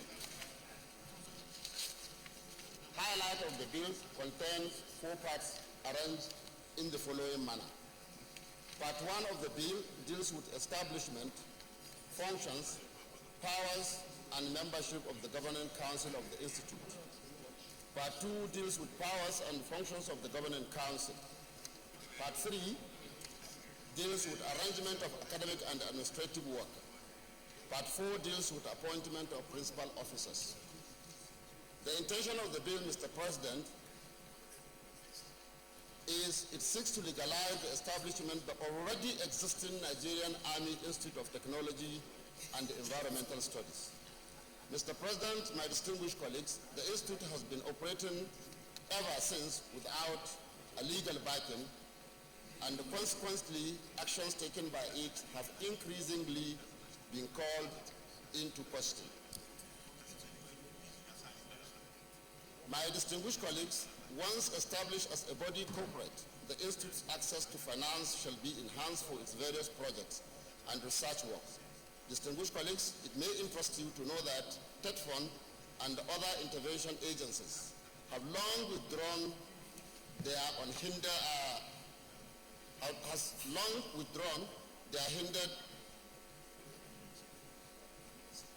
agencies have long withdrawn from the services of the institution in sourcing funds for its project. The bill seeks to raise the infrastructural, academic, and administrative standards of the institute.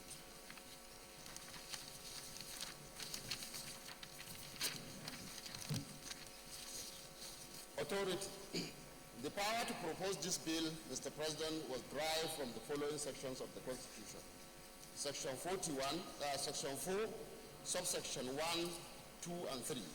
Section 58, 1 and 2, and our Senate Standing Order 76, 1B of 2015 as amended.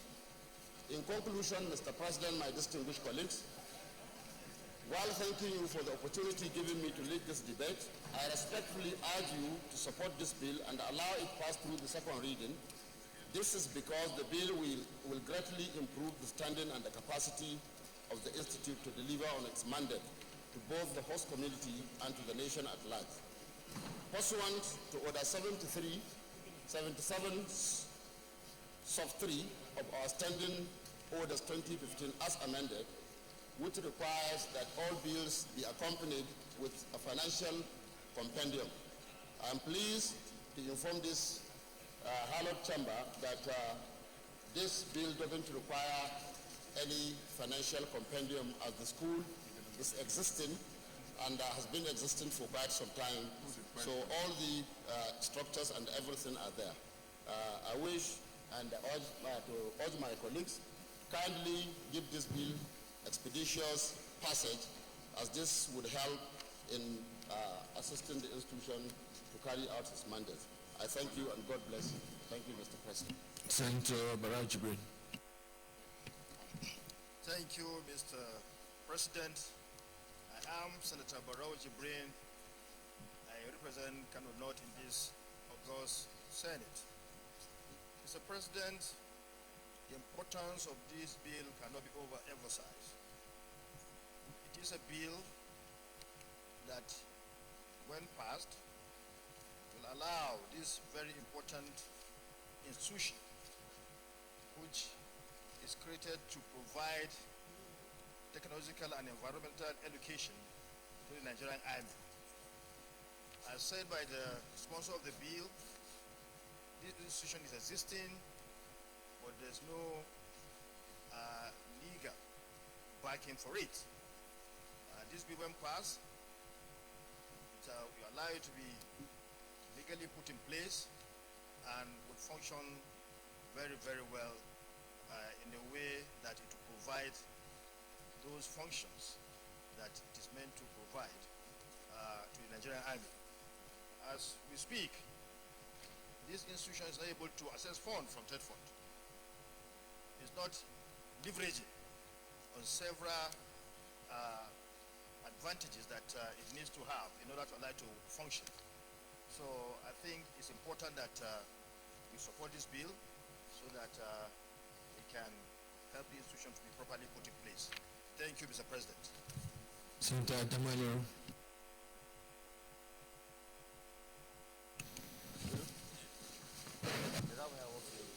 Thank you, Mr. President. My name is Muhammad Adamayehu. I represent Kebbi Central. Mr. President, I rise to support this bill. simply because the institute is already existing. All it requires is to give it legal backing. And Mr. President, there are so many institutes, there are so many schools that have been established without legal backing. And I would suggest very strongly that we should add the Minister of Education to bring the bill so that we can pass the bill into law to give these schools or institutions legal backing they require. Once we do that, they can operate without any problem whatsoever. But if we don't do it, they will be operating, they can be sued, and that would put them into jeopardy. So for this reason, Mr. President, I support this bill, and I will urge my colleagues to do the same. Senator Bengashafa.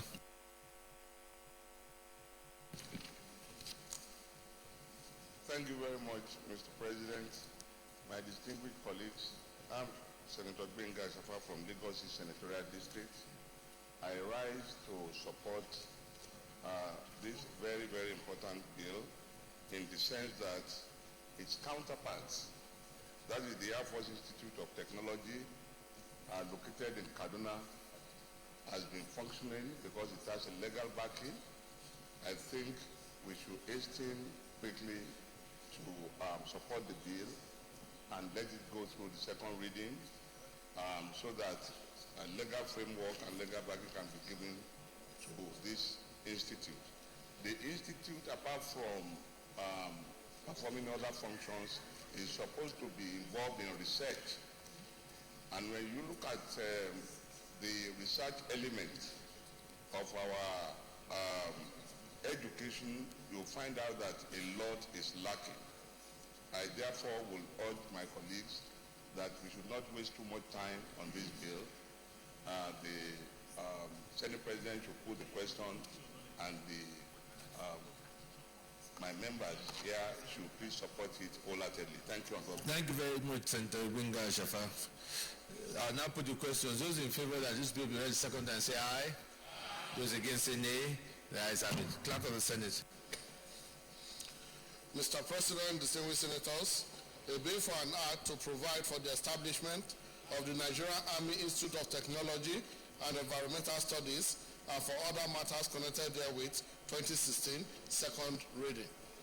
A bill for an act to provide for the establishment of the Nigerian Army Institute of Technology and Environmental Studies and for other matters connected therewith, 2016, second reading taken.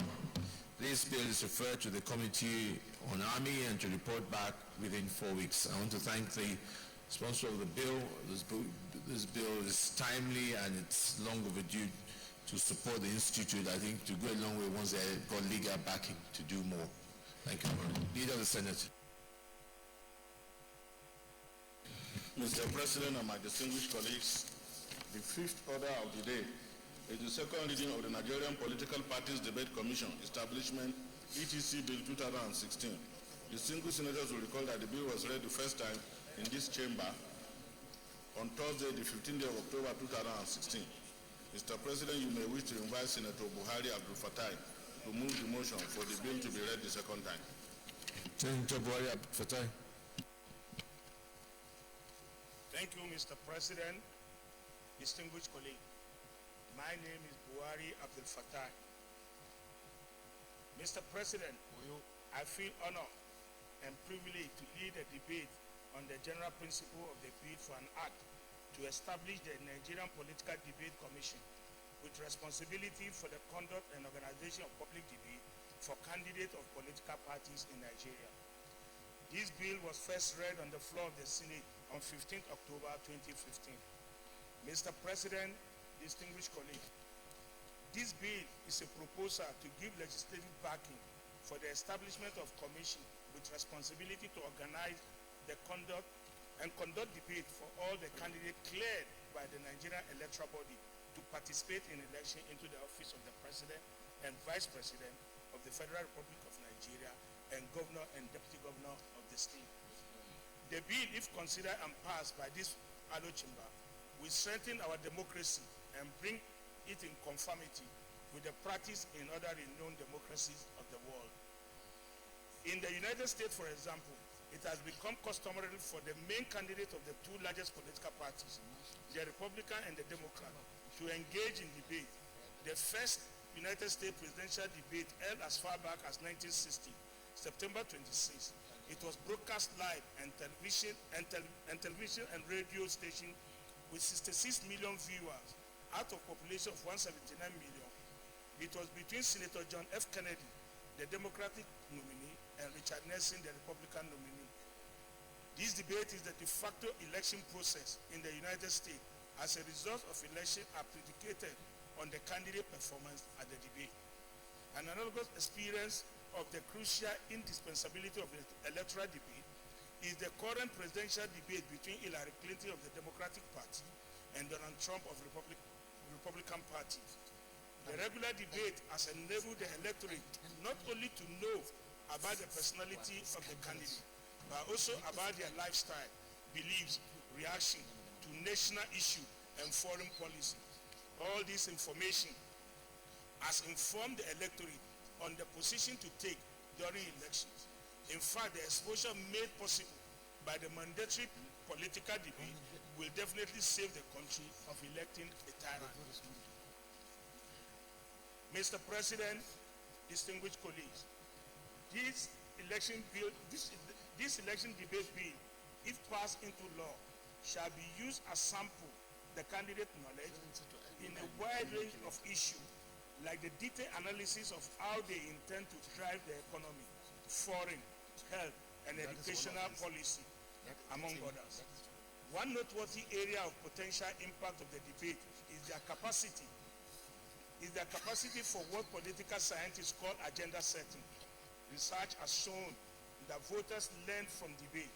They are more accurately able to describe the platform for the candidate, and this will prompt them to seek out additional information about the candidate.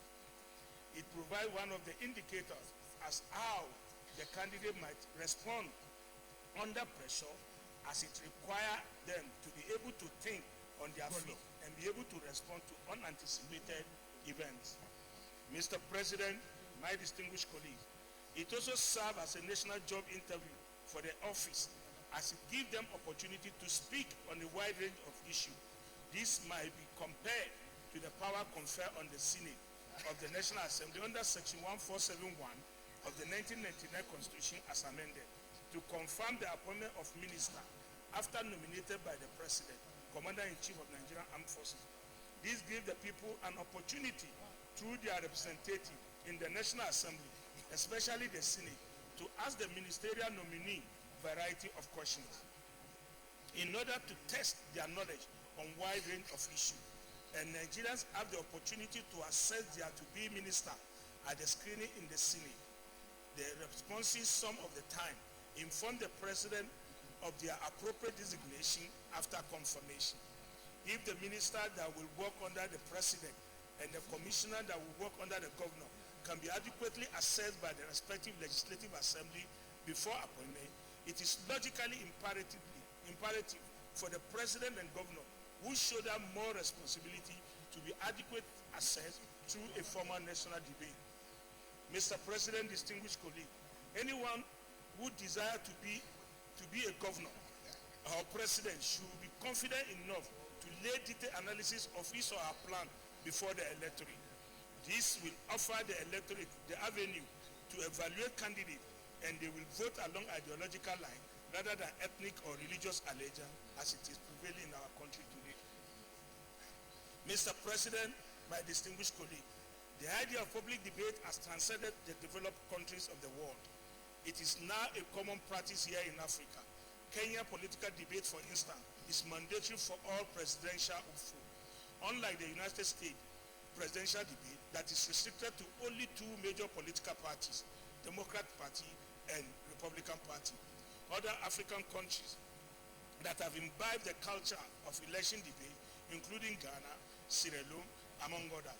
If these countries can successfully organize election debate for their political nominee, thereby strengthening their democracy, it can only be an oversight on the part of Nigeria, who pride itself as the giant of Africa, not to provide all-inclusive avenue for our electorate to assess to be representative through informed process. Unlike in the United States, where the Election Debate Commission is set up by convention, it is generally agreed that Nigerian democracy is still in its infancy, that needs popular support to survive, and there is no amount of money spent to strengthen it that can be regarded as waste. What we presently ask as a Nigerian election debate is an effort in futility. As participants find pleasure in boycotting it or dodging it at will, Nigerian nascent democracy cannot develop with this attitude. Although it will require more than an air pouring to help the economy bridge the divide, it will create a sea change in the way Nigerians see power.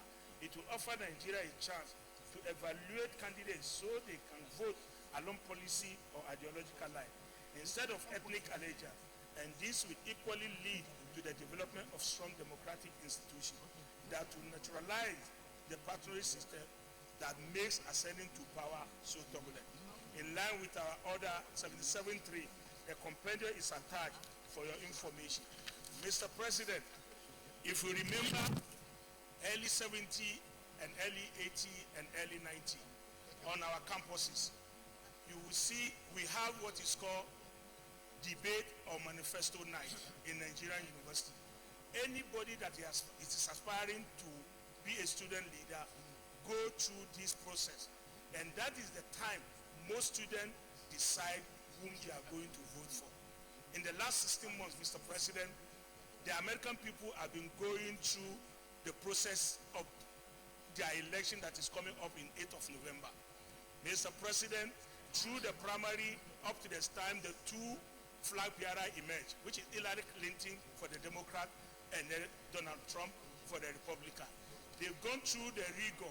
Mr. President, on Monday, if you look at the total number of people that watches the debate, over 250 million out of 340 million Americans watch that debate live, minus the global viewer, people like us in the chamber that glue to our TV to watch the debate. Mr. President, if you pass this bill, it will help us to contribute to strengthen our democracy, because no governor, no president will have the audacity to dodge. You must be able to come and tell the people what you have in store so that it will help them to choose the best person that will ordinarily take us to where we ought to be. Thank you, Mr. President, distinguished colleagues. I urge you all to support this bill so that we can contribute our own quota to the... Senator Bocha. Thank you, Mr. President. Distinguished colleagues, my name is Emmanuel Bocha. I represent the peace-loving people of Taraba South. Mr. President, as a student activist of those days, I'm very, very familiar with debates that produce student union leaders. Mr. President, let me lend my support to this bill and congratulate my colleague from Oyo North for sponsoring this bill. It is a bill that is long overdue. I say it is long overdue because Nigeria as a country, we have made Africa a centerpiece of our foreign policy. And having some African countries already adopting this pattern in their democratic process put us in the position of weakness. It's really embarrassing when we produce president upon president without having a platform where each of these candidates will come to face the electorate and tell them about their mission statement. Sadly, Mr. President, the political parties that produce this candidate are not actually formed on ideological platforms. This is what has brought us to where we are today. You see political parties having members that are strange bedfellows. When you are attracted to a political party... Your mic. Your mic. Thank you, Mr. President. When you have a political party whose members are brought together and are closely knitted together by ideological cohesion, you see that there is direction. And that is why I've always said that we await to see what will happen in 2003. Your mic. Stick to... Thank you, Mr. President.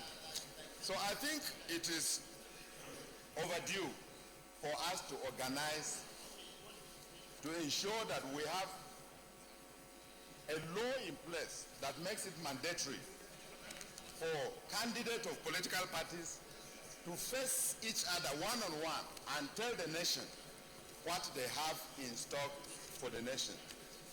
One, this will tell us about the leaders that we want to lead us. It exposes the weakness of these leaders. And in fact, certain voters may change their mind, because this is happening clearly even in the United States, whose presidential pattern we are copying. So, Mr. President, I lend my support to this bill, and I call on my colleagues to equally support this bill. Thank you, Mr. President. Senator Shiosani. Mr. President, I stand as Comrade Senator Shiosani representing Kaduna Central to add my voice to this very important bill, Nigerian Political Debates Commission. Mr. President, what is very lacking in our political life is the gap that exists between the electorate and those that they desire to elect into office. The intellectual deficiency in our political discourse calls for the need to have a commission like this. As said by the earlier speaker, Nigerian political parties are lacking in ideology, and it is more of a convergence of people with a particular aim of capturing state power and without knowing what to do with it at the end of the day. There is more... Your mic. Nigerian political elites are more interested in power than the application of power for the greater goods of the society. And I can say this very clearly. In societies where you have political debates, you see an enlightened citizenry. People get to know what those parties stand for. People get to know what those candidates stand for.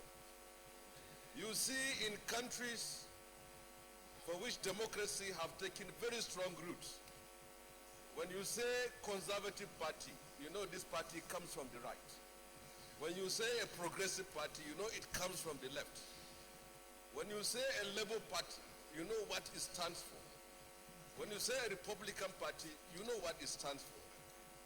But what is very clear with us here is that you have communists, capitalists, socialists, and liberals all under one umbrella.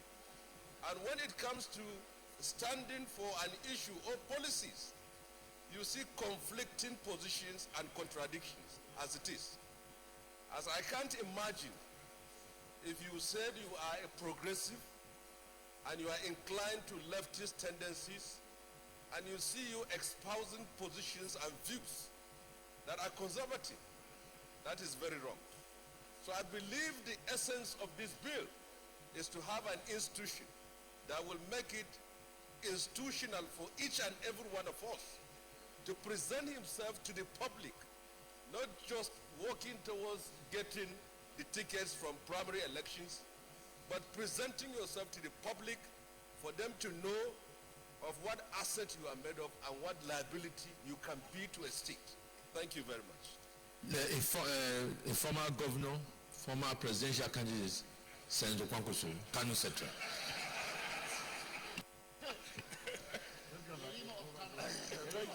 Thank you very much, Mr. President. My name is Rabi Musa Kwankwaso, representing Kano Central. Mr. President, I believe that this bill is straightforward, and I very much support it, and I believe it will go, if this is passed, it will certainly go a long way, Mr. President, in giving Nigerians the opportunity to know their president and vice president right from the debate itself. So also the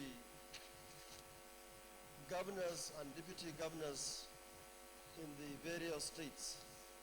So, Mr. President, without wasting much of time, I want to say that I support this bill 100%. Thank you, Mr.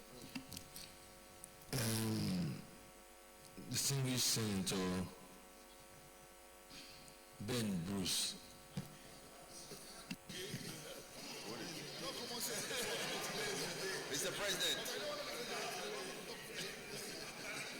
Mr. President, distinguished colleagues, my name is Ben Bruce, representing Bayelsa East. This is what I do for a living. So let me explain what this bill is all about. There are two components of the bill. One, is there a need for a debate? The answer is yes. We've always had debates. Sometimes candidates show up, sometimes they don't show up, but there's always been a debate. The second issue, doesn't matter who didn't show up. The second issue is who pays for it. And this is very, very important. I am in favor of small government. I'm not in favor of creating any more institutions, any more ministries, parastatals, and have an over-bloated workforce, and we have no money for capital expenditure.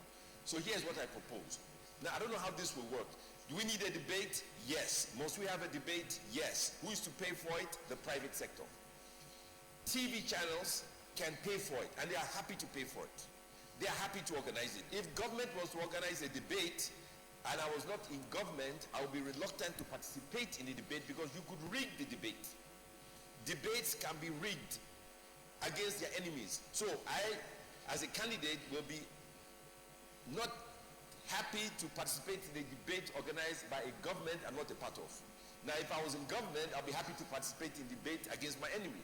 So, we need a debate, Mr. President, but the private sector can organize it, they can fund it, they can put it together, we can create the rules and regulations, and this is a very simple process, but the government should not pay for it. Thank you very much. I think, is anybody against this bill? Can I put the question? Those in favor that this bill be read second time, say aye. Those against, say nay. The ayes have it. Clerk of the Senate. Mr. President, distinguished senators, a bill for an act to provide for the establishment of the Nigerian Political Parties Debate Commission 2016, second reading. A bill for an act to provide for the establishment of the Nigerian Political Parties Debate Commission 2016, second reading taken. This bill is referred to the Committee on Establishment and Public Service and also the Committee on INEC and to report back in 4 weeks. I want to thank Senator Abdul-Fattah Buhari for this very, very important bill on time that is coming.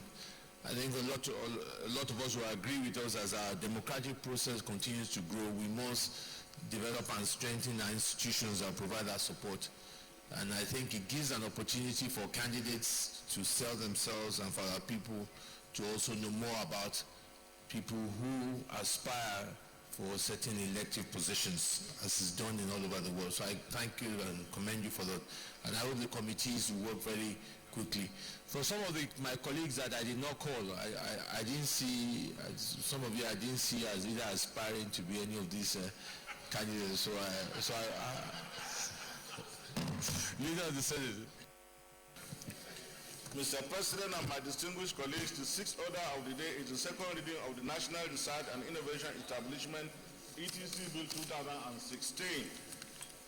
Distinguished senators will recall that the debate on the second reading of the bill was held on Thursday, the 14th day of July 2016, but the bill was withdrawn by the sponsor for further legislative work.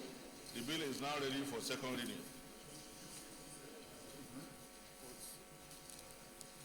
Senator David Moro. Thank you, Mr. President. I am Senator David Umaru. I represent Niger East. Mr. President, distinguished colleagues, permit me to express my profound gratitude for the opportunity to continue with the lead debate on the general principles of a bill for an act to establish the National Research and Innovation Council, National Research and Innovation Foundation, and related matters 2016. You may recall that the second reading of this bill came up on the first day of June 2016, but had to be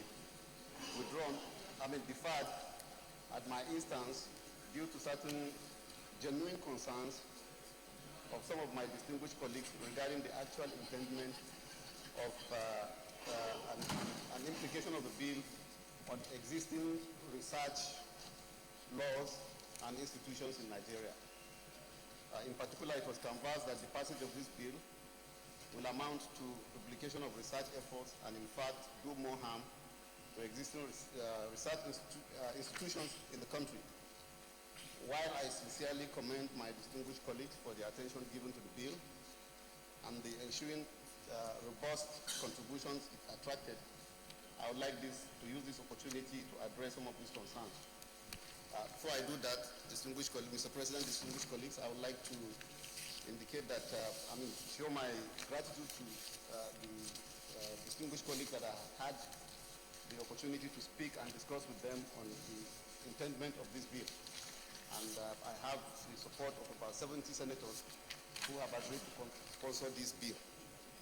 Mr. President, distinguished colleagues, let me, by way of clarification, state that this bill is neither intended to promote duplication of research efforts, nor establish an unwieldy bureaucracy, but rather to provide necessary legal framework to the existing National Research and Innovation Council, which was in fact inaugurated by the federal government in 2014 as the apex policy-making body on research and innovation in Nigeria. The NRIC is presently constituted with Mr. President as the chairman and the vice president as the vice chairman. The membership is composed of mainly serving ministers of the Federal Republic of Nigeria. This council has continued with its activities without an enabling law as recommended by the National Science and Technology policy, which was adopted by the federal government in 2013 to guide the nation on research and innovation. I would like to state also that this council had its last meeting on the 4th of October, last week, and came up with a very important resolution, which is actually captured by this bill. Accordingly, the passage of this bill will not attract any financial burden to government. Rather, it will bring the activities of the council under proper legislative perspective, as well as ensure transparency and accountability. Mr. President, distinguished colleagues, on the issue of funding, as raised by some of my distinguished colleagues, this bill in fact seeks to address that challenge. It will address the challenge of funding research and innovation activities in the country by giving legal recognition to the National Research and Innovation Fund, which is in fact recommended by the National Science and Technology, National Science, Technology and Innovation Policy, which I have referred to. Actually, this is the document. proposed funding arrangement under this bill not only seek to increase the funding options for research and development, but it will allocate responsibility between the business sector and government regarding funding of particular levels of research, with emphasis more on developmental research as opposed to basic and applied research, which is what is obtained currently. This is in line with global best practices and the recommendation of the ST&I policy. Mr. President, distinguished colleagues, it is also in furtherance of the recommendation of the ST&I policy document that the National Research and Innovation Foundation is proposed under this bill to manage National Research and Innovation Fund by providing competitive grants for research and innovation in Nigeria based on areas of national priority as may be prescribed by the National Research Agenda of the NRIC. The bill equally makes adequate provision for the funding of the operation and other activities of the foundation and even the NRIC itself. Similarly, the proposed bill seeks to provide the necessary legal framework that will facilitate the creation of intellectual property and address existing gaps between research findings and the commercialization of viable patented research products. It is noteworthy that commercially viable research products, which was published by the Federal Ministry of Science and Technology since 2004, still remains on paper and unutilized, yet government has not relented in funding of research endeavors of the various MDAs in the country, even as the research undertakings of these government research institutes are still predominantly limited to basic and applied research. The implications of the proposed bill on existing research laws.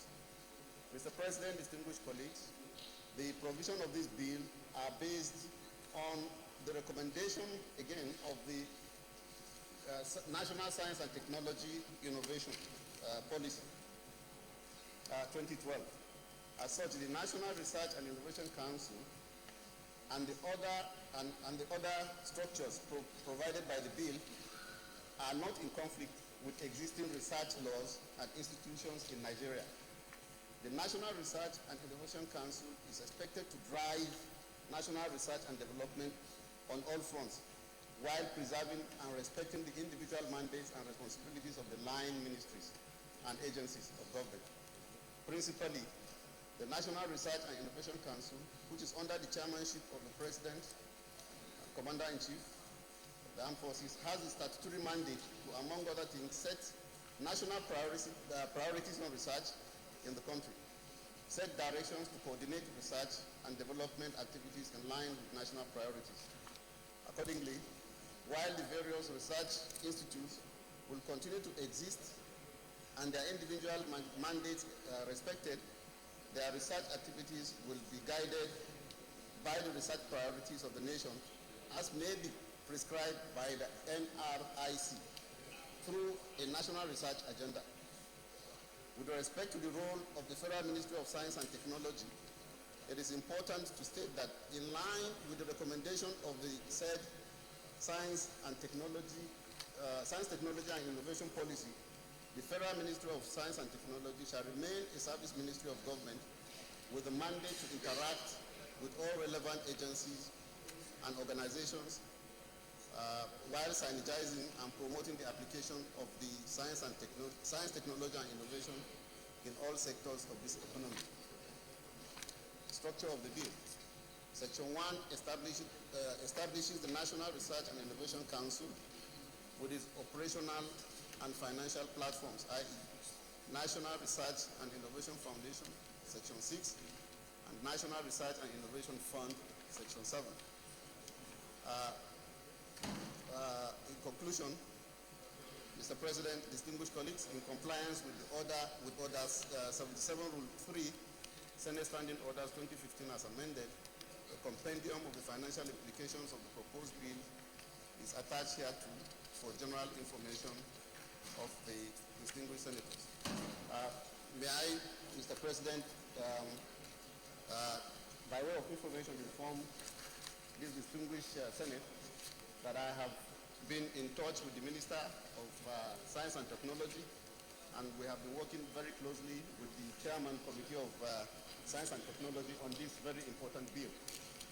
It is necessary, particularly at the time that we are now trying to diversify our economy, to ensure that we have, a research agenda that will be able to align the priorities of government or of our economic policies with our research endeavors. So I pray, Mr. President, distinguished colleagues, that we will look quite favorably to this bill and allow it to go for second reading. Thank you, Mr. President. Senator Gobri. Thank you very much, Your Excellency, distinguished colleagues. Your Excellency, distinguished colleagues, my name is Ibrahim Gobri, representing Sokoto East. This bill, Your Excellency, is very important, distinguished colleagues.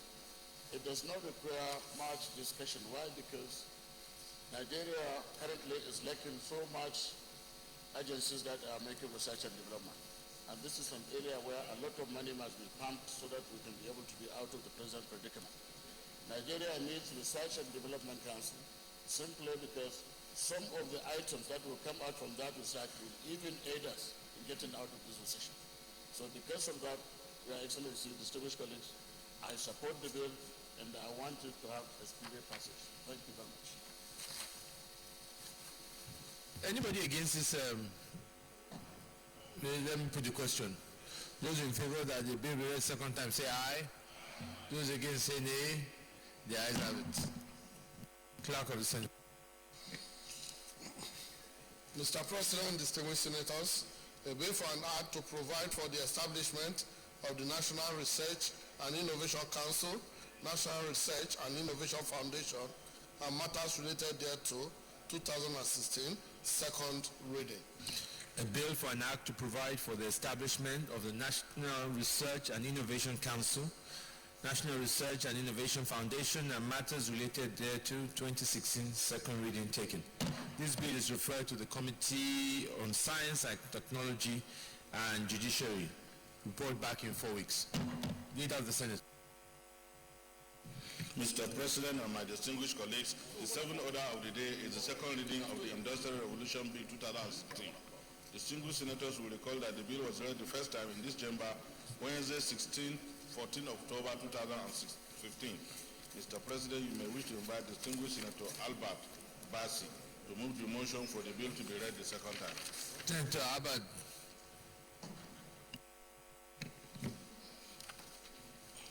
Thank you, Mr. President, distinguished colleagues. Mr. President, it is my pleasure to lead the debate on the Industrial Revolution Bill 2016, SB 86. Mr. President, distinguished colleagues, I shall start the lead debate on this very important bill with the adage that no country has ever become rich by exporting raw materials, and in modern terms, advanced service sector. The more a country specializes in the production of raw materials only, the poorer it becomes. Industry multiplies national wealth. This bill, which was read for the first time in this chamber on October 14, 2015, therefore sets out to diversify the economy and address the fundamental infrastructural impediments hindering production activities in the country. Move the country beyond selling raw materials to a more value-added processing and manufacturing one. Create jobs, generate wealth, diversify the economy, boost exports, and broaden the nation's tax base. Mr. President, distinguished colleagues, since the early 60s, abundant oil and gas resources have brought billions of dollars into the coffers of the country, leading to a neglect of other sectors which traditionally provided employment for about 40% of the population and the national manufacturing industry.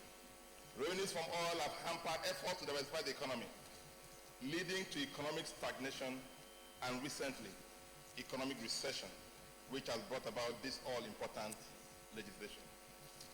The main objective of these bills are accelerate the build-up of industrial capacity within Nigeria, increase manufacturing contributions to Nigeria's gross domestic products, drive the process of intense industrialization based on sectors where Nigeria has comparative and competitive advantages. The implementation of this bill, among other things, will facilitate job and wealth creation, provide for economic and revenue diversification, ensure important substitution and export diversification, and broaden the country's tax base. The bill is therefore one of the most ambitious pieces of legislation that puts together a comprehensive industrial plan to diversify the economy, achieve industrial growth, and reduce poverty. This bill will address the age-old constraints that have persistently limited manufacturing if enacted into law. It will build up industrial infrastructure, prioritize power for industrial use, reduce borrowing and mobilize funding for the real sector. It will also facilitate youth training in industrial skills, improve our investment climate, raise productivity standards, link innovation to industries, and enhance local patronage of made-in-Nigerian goods. Mr. President, my respected colleagues, this bill will provide this country with a robust manufacturing sector that will offer opportunities to Nigeria and Nigerians in the following areas. Potential to become #1 in Africa and top 10 globally in the many industrial sectors. Build up labor-intensive sectors, produce locally for domestic consumer markets. Become the manufacturing hub for West Africa and Africa. Attract investment from East Asia, where cost of labor has begun to rise, and diversify exports. Mr. President, my distinguished colleagues, the Nigerian Industrial Revolution Plan Bill has also evaluated and taken into cognizance the areas where Nigeria has some level of regional or international comparative advantage and their potential for economic impact, job creation, and opening up new non-oil export markets for Nigeria. These industry sectors include the agribusiness and agro-allied. Nigeria has the potentials to increase its production and growth in the agro-allied business due to its rich agricultural ecosystem. The bill aims to maximize the benefits from the country's agricultural resources, boost local production to meet local demand, and reduce the country's reliance on imports of processed food products. The subsectors in focus in this category will be food processing, palm oil processing, cocoa processing, leather and leather products, rubber products, and textile and garments. Palm oil is an important component of Nigerian agribusiness sector. Historically, Nigeria has been one of the top producers of palm oil globally, and even today it ranks #3 in terms of accurate overall palm cultivation. The legacy textile and apparel industry in Nigeria is a strategic sector that generates a high employment multiplier ranging from cotton growers across to fabric and garment production to marketing and sales. However, Nigeria former vibrant textile and apparel sector has experienced a steady decline since 2000 and now represents less than 1% of GDP, but retains, hopefully, potential for resuscitation due to its natural cotton endowment, large market size, both domestic and regional, and legacy sector knowledge. In regards to rubber, Nigeria had a strong local tire production base, but the exit of Michelin and Dunlop in 2006 and 2009 respectively to Angola, our neighbor, have left a void in the market that has resulted in the importation of large volumes of tires to satisfy growing local demand. Under solid minerals, this bill proposes to create a strong industry that can tap into the mining sector and create an enabling environment targeting large-scale investors to institutionalize world-class production standards in the country. The focus here will be cement, basic, steel, aluminum, chemical, and auto assembly plants. Historically, Nigeria boasted of a strong automotive assembly industries, producing 70,000 vehicles in the 1980s.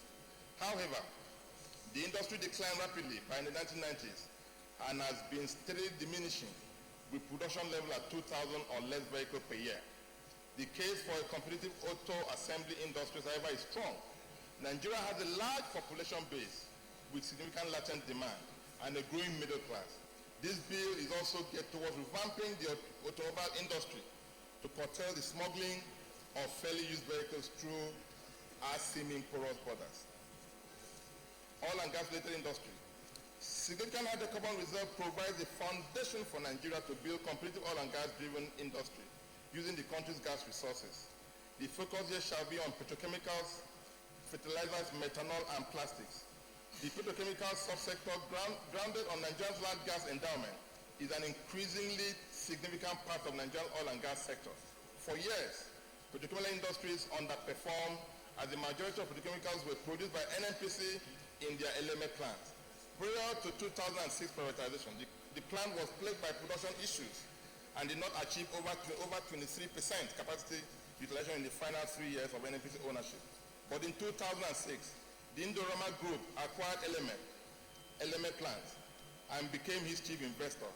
The ownership change led to a remarkable turnaround, and the plant currently operates at close to full capacity, accounting for majority of local petrochemical production.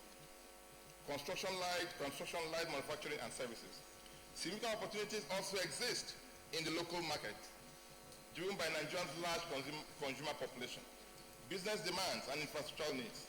The existing population and stage of economic development in Nigeria presents a unique opportunity. The subsectors in focus in this category includes housing, light manufacturing, consumer and home goods, and services. The bill focuses on revitalizing the entire value chain from production to distribution of the above priority subsectors and subsectors. Mr. President, distinguished colleagues, from the above analysis, a support for this bill is a support for the much talked about diversification of the national economy as well, as the answer to the Senate debate on economy when we came back from recess. Finally, Mr. President, distinguished colleagues, the Nigerian Industrial Revolution Plan, which was launched by the past presidents in 2014, is, to say the least, the much needed catalyst to steer this country out of this economic recession. Its implementation by this administration has already been echoed by the current Minister of Industries, Trade and Investment, and this bill seeks to put in place the legal regime that will drive this policy. I therefore urge you, my distinguished colleagues, to rise up and lend your support to the speedy passage of this bill to serve our fatherland, as it does not have any financial implications to the government. I so submit, Mr. President. Senator Yusuf.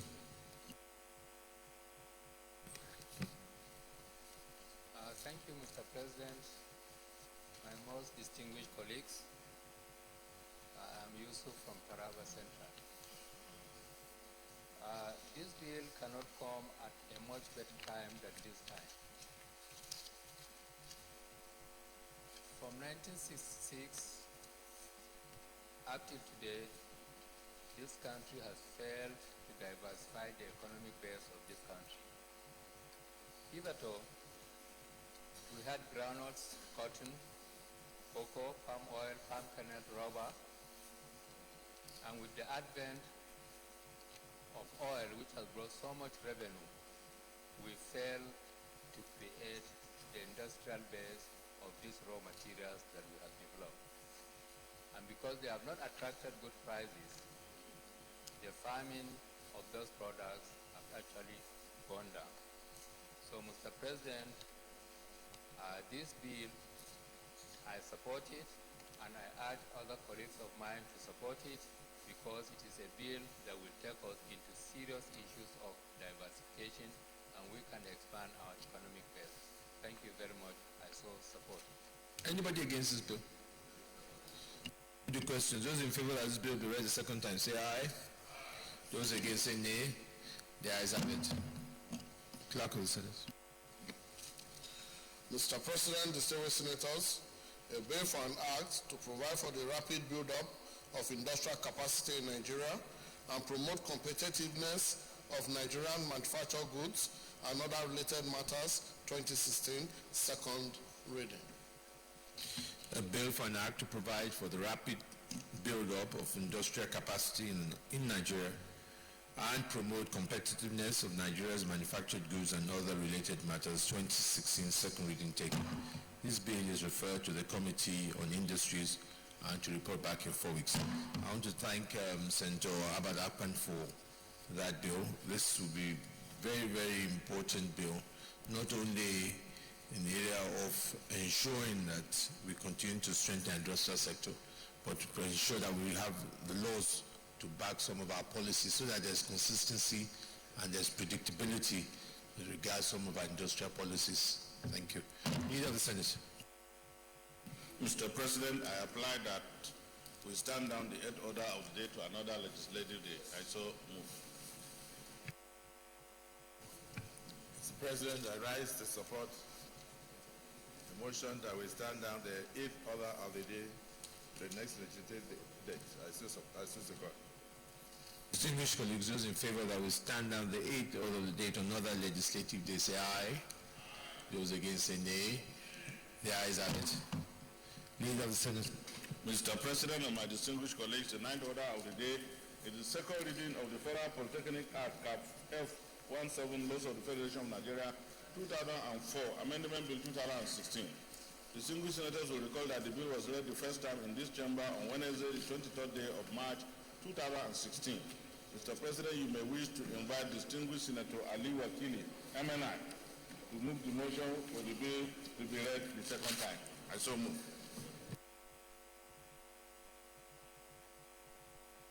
Senator Wakil.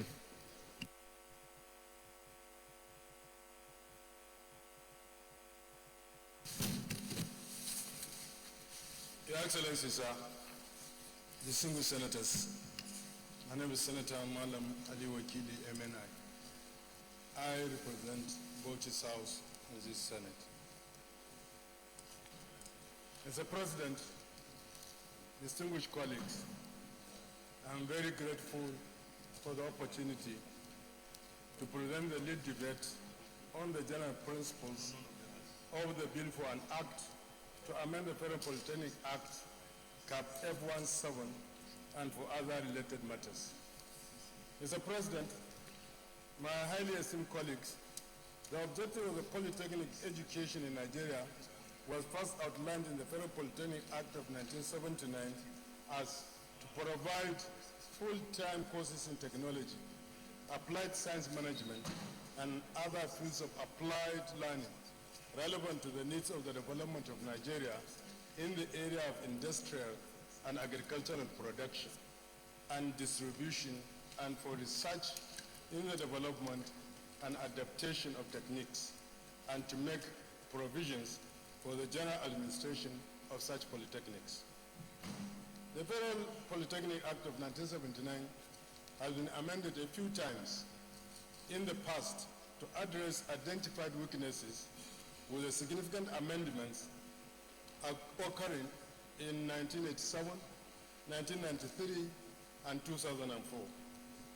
Despite these amendments, the Federal Polytechnic Act is still replete with structural flaws, anachronisms, and archaic provisions, which make it unsuitable to meet its objectives. At the outset, the country's concept of polytechnic education was based on the British paradigm, which emphasized the idea of middle-level manpower. Significantly, though, this referent model has since been transformed and taken on dual-mode structures as polytechnic universities. The Federal Polytechnic Act, therefore, was originally conceptualized within the framework of a lean economy and a non-globalized world. Today, the pressure of a more robust and complex economy and a globalized learning environment demand a fundamental review of the Federal Polytechnic Act to reflect contemporary reality. In making a case for this review of the Federal Polytechnic Act, we have compared the extant act with the laws establishing the institutions in the other tiers of tertiary education in Nigeria, to wit, universities and colleges of education, which are clearly more suited for education at this level. The suggested amendments reflect the content of the laws establishing universities and college of education and are intended to align the laws of the polytechnics to suit the operations of contemporary technical education at the tertiary level. Among other things, the passage of this amendment will relieve polytechnics of the encumbrances inherent in the Subsisting Act and make the institutions more efficient and functional as institutions of higher learning. The core areas intended to be strengthened by this amendment are the structures of the government boards, the academic board, and the management, as well as the tenure of principal officers. The bill also is intended to formally schedule 9 federal polytechnics, which had hitherto not been included in the existing law and previous attempts at amendments. Distinguished Senators, 1. The governing boards of the federal polytechnic. The present structure of the governing boards of the federal polytechnics is a great burden on the administration of these institutions. There are 15 members on the governing board, of which only 2, the rector and other member representing the academic board, are internal members. The other 13 members are external members representing all kinds of doubtful interests, including, strangely, the university community, the State Ministry of Education, the host community, the Ministry of Trade and Industry, the Manufacturers Association of Nigeria, and professional bodies. This is in acute contrast to the constitution of the governing councils of federal universities and colleges of education, which have only 4 external members, the rest of the members being internal members. The proposed amendment will restructure the composition of the governing councils of the federal polytechnics to include 5 external members and more internal members. This new structure will reduce the cost of running the councils and enhance the independence and academic autonomy of the polytechnics. 2. Qualification for memberships of the governing boards. The proposed amendments seeks to ensure that the external members of the governing councils are persons who are knowledgeable about polytechnic education and who are driven by passion for it. 3. Distinguished Senators, 5-year single tenure for principal officers. This proposed amendment is intended to adapt the concession of single tenures for principal officers of universities. The ranco and burhaha that characterize the quest for second tenures by principal officers of polytechnics usually leave the institutions worse for it. A larger part of the first tenure is spent in the struggle to earn a second tenure, forcing the principal officers to compromise their oaths of integrity, commitment, and service delivery. 4. Deputy rectors. The proposal for deputy rectors, a practice increasingly adopted by many polytechnics, is intended to take care of the increasing complexity and expanding demands of administration of the polytechnic system in Nigeria. The deputy rectors are to cater for administration and academic. This is the minimum practice in the university system.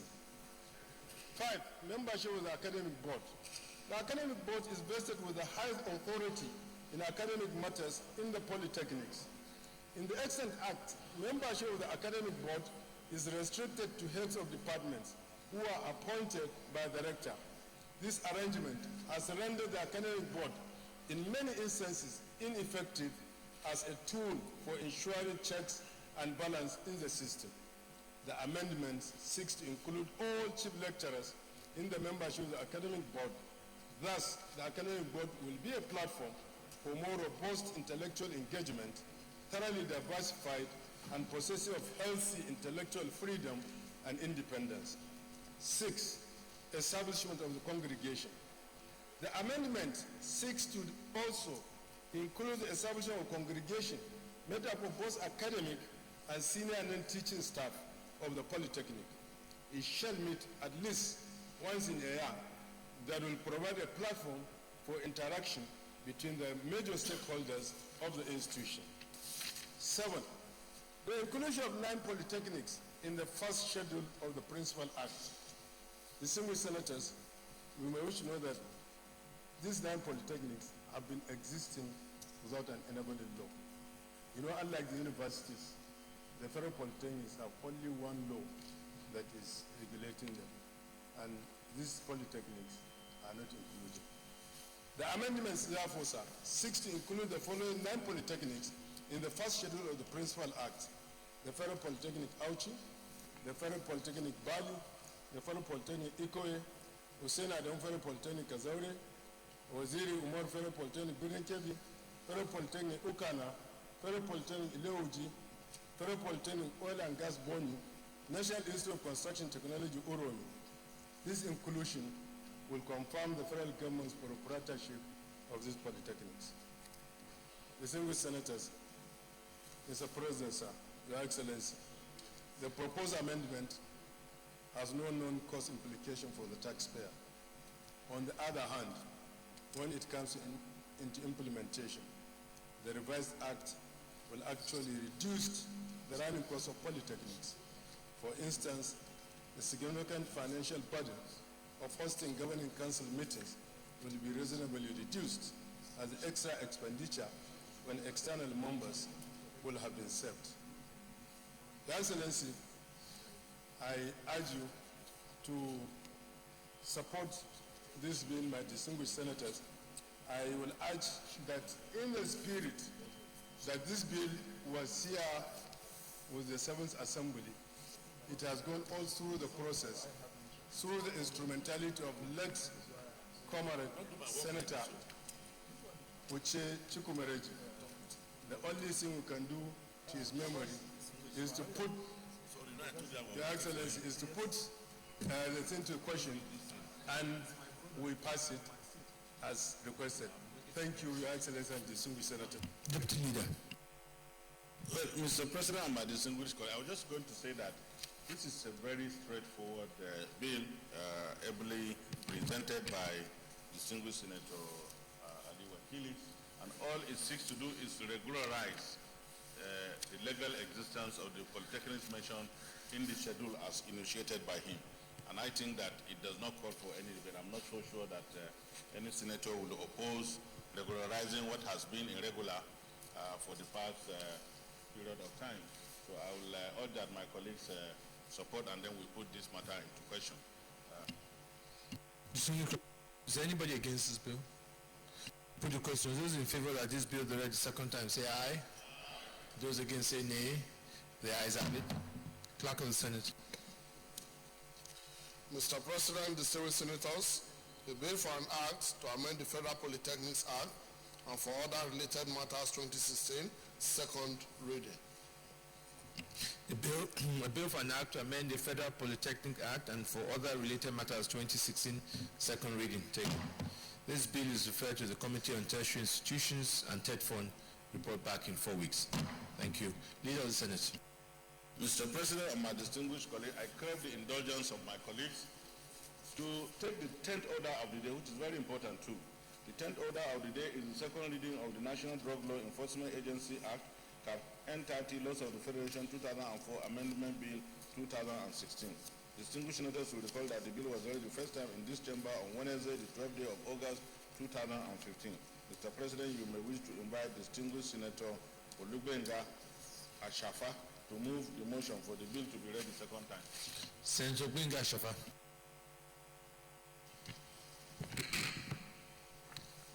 Thank you, Mr. President. Distinguished colleagues here present.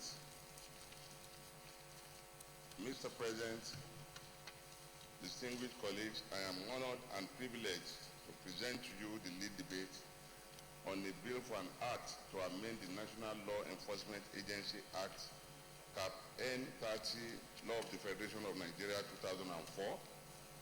The bill was read for the first time in this chamber on the 31st of May 2016. The National Drug Enforcement Agency Act, Cap N30, Laws of the Federation of Nigeria 2004 provides for stringent penalties for persons involved in the importation and exportation of hard drugs, such as cocaine or heroin, sell or buy hard drugs, or knowingly possess or use hard drugs. These penalties range from life imprisonment to 15 years, which is the minimum penalty. A gram of cocaine sells for over 4 million naira in the market. In spite of the fact that the Supreme Court, in the case of Ode versus Federal Republic of Nigeria 2008, held that the minimum penalty for those dealing in such drugs is a term of 15 years, the sentences being passed remain very, very in abeyance to this law.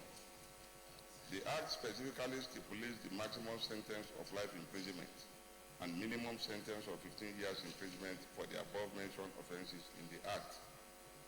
There is nowhere in the provisions of the NDLEA Act that gives to the judges discretionary power to reduce the minimum sentence stipulated in the Act. However, rather than a minimum term of imprisonment of 15 years or maximum term of imprisonment for life, as stipulated in the Act, for some unknown reasons, some judges of the Federal High Court have continued to pass varied discretionary sentences short of what is prescribed by the NDLEA Act.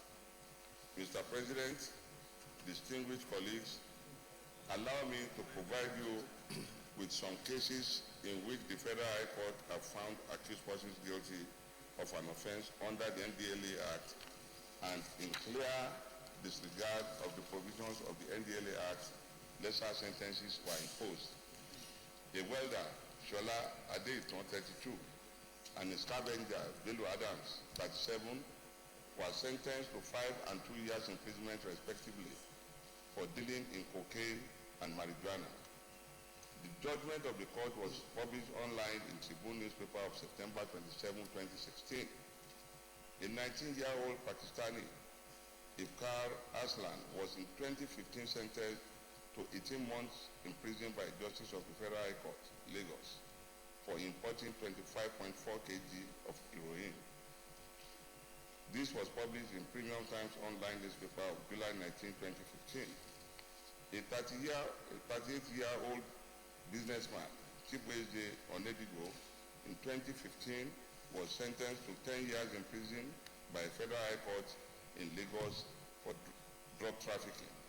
The judgment of the court was published in Premium Times online newspaper of November 2nd, 2015. Mr. President, distinguished colleagues, what still is the fact that when some of the judges pass these life terms of imprisonment, the convicts in some cases are further given options of fines which is only available for accused persons found guilty of obstruction of agency or authorized officers, not for actual perpetrators of the offense. The National Drug Law Enforcement Agency Commander in Abia, Mr. Bamidele Akibade, in 2015, disclosed during an interview published in Vanguard newspaper of November 12, 2015, that 22 accused persons were convicted by the Federal High Court for drug-related offenses. Amongst the 22 convicts, 4 amongst them were given an option of fine, while 18 of them were sentenced to serve between 6 months to 5 years in jail. The purpose of the stiff punishment provided by the Act is to deter people from engaging in drug-related activities. Where a person caught with cocaine is sentenced to a few months imprisonment or given an option to pay a fine, as can be seen in certain cases, one wonders what signal the country is sending to drug dealers and traffickers, their countries, our youths, and the international community. The arbitrariness that is being perpetrated by the trial judges by not following the provisions of the NDLEA Act clearly can lead to corrupt practices. As a matter of fact, it only encourages illicit drug practices. Another example is that of AJK Martins, 53, was arrested with 1 kg of cocaine in 2005 at the Lagos airport by NDLEA officers on his way to Spain. He was charged to court and sentenced to 2.5 years in prison. He somehow got out of the custody without fully serving his sentence. 3 months later, AGK Martins was arrested at the Kano airport with 4 kg of cocaine and given a 5-year jail term.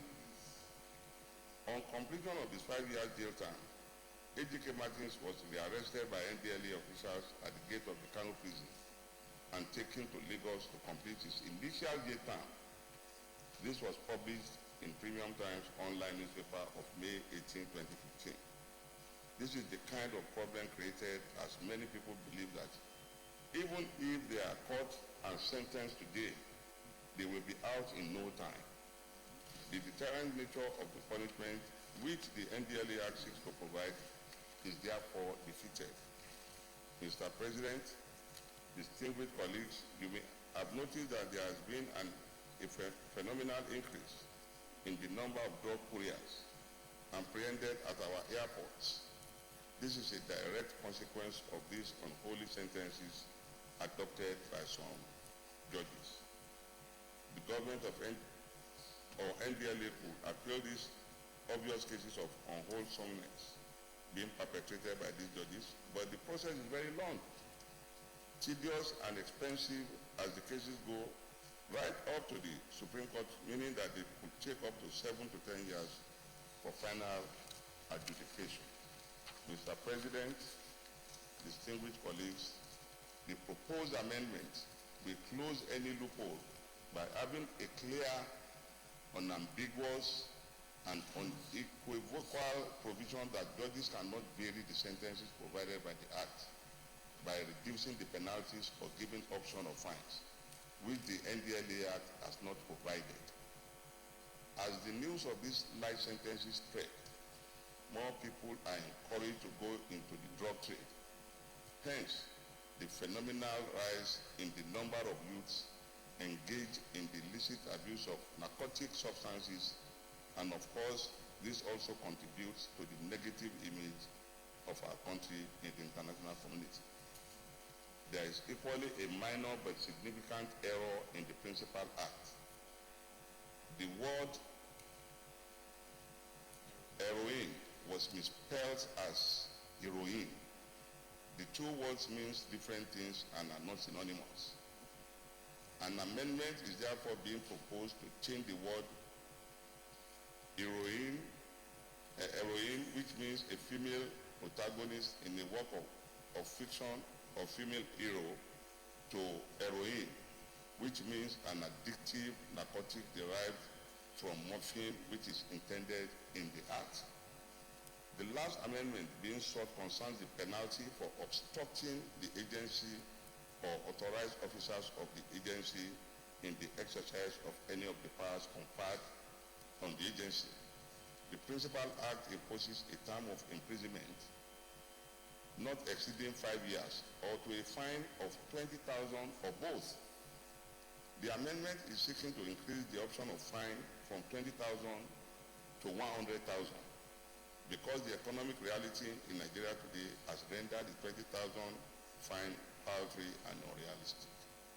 Finally, as this is an amendment bill, the financial implication is zero. Mr. President, distinguished colleagues, I humbly urge you to support the passage of this bill into law. Thank you. Senator Shulsani. Mr. President, I stand to support this bill that seeks to amend the National Drug Law Enforcement Agency Act. Mr. President, from the prayers of this bill, it is very clear that if we are to go along with this bill, it will address the problem of impunity in hard drug business in Nigeria today. Very unfortunate that NDLA was established over 2 decades ago with the primary focus of addressing the drug problem of this country. But it's very clear that the lacuna in the act and also the judicial application of such act has made it impossible for us to win the the drug war. So I think he has made it very clear to us, with even clear examples of how drug dealers and peddlers exploit the system in terms of going to the court and getting lesser sentence and then moving on with their businesses. And I think if we don't do anything, we have seen how a country like Guinea-Bissau today has turned into a drug hub of the West African sub-region. And we have also seen how drug has seriously destroyed the psyche and the behaviors of our youth and many people in our society. So I think what needs to be done on this is to save ourselves prolonged debates and simply go along with these provisions. And I was highly impressed by the very fact that examples were cited where the act clearly says a minimum of 15 years and people even getting 18 years and even getting scot-free. So I believe this is a historic opportunity for us as a parliament to address this through legislation that will empower the judiciary to do their work. Thank you very much. Is anybody against this bill? If no, the question. Those in favor of this bill read the second time say aye. Those against say nay. The ayes have it. Clerk of the Senate. Mr. President, distinguished senators, a bill for an act to amend the National Drug Law Enforcement Agency Act and for other related matters 2016, second reading. A bill for an act to amend the National Drug Law Enforcement Agency Act and for other related matters 2016, second reading. This bill is referred to the Committee on Drugs and Narcotics and to report back in 4 weeks. I want to thank Senator Benga Shafa and all those who contributed. This is a very, very important bill, especially now where we see the growing increase in the use of drugs and also drug trafficking, especially in the tertiary institutions and also the youth. I think by passing this bill for the second reading, we have sent a message out clearly that the Senate would support anything to make sure that our law gets stricter and make it more difficult for drug trafficking in our country. I hope the committee will work quickly on this so that we can pass this into law. Once again, thank you. I congratulate you. Near the Senate. Mr. President and my distinguished colleagues, while thanking you and my colleagues for their patience, I confirm that the entire contents of our order paper has been exhausted and will humbly apply that we adjourn the Senate to tomorrow, the 13th day of October 2016 at 10 o'clock prompt. And I urge that the acting minority leader support this in his acting capacity. Thank you, Mr. President, distinguished colleagues. I rise to second the motion that having exhausted all items on the order paper, that this Senate do adjourn to reconvene tomorrow, Thursday, as I so second. The former Commissioner for Finance, Akwa Ibom, acting minority leader,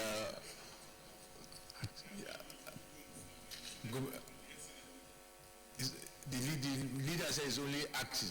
He has been following. The minority leader says he has been following his footsteps, but he only acts. I should not go further than just acting. Those in favor that the Senate hereby adjourn to Thursday, 13 October 2016 at 10 a.m. say aye. Those against say nay. The ayes have it. The Senate is hereby adjourned to Thursday, 13 October, 10 a.m. prompt.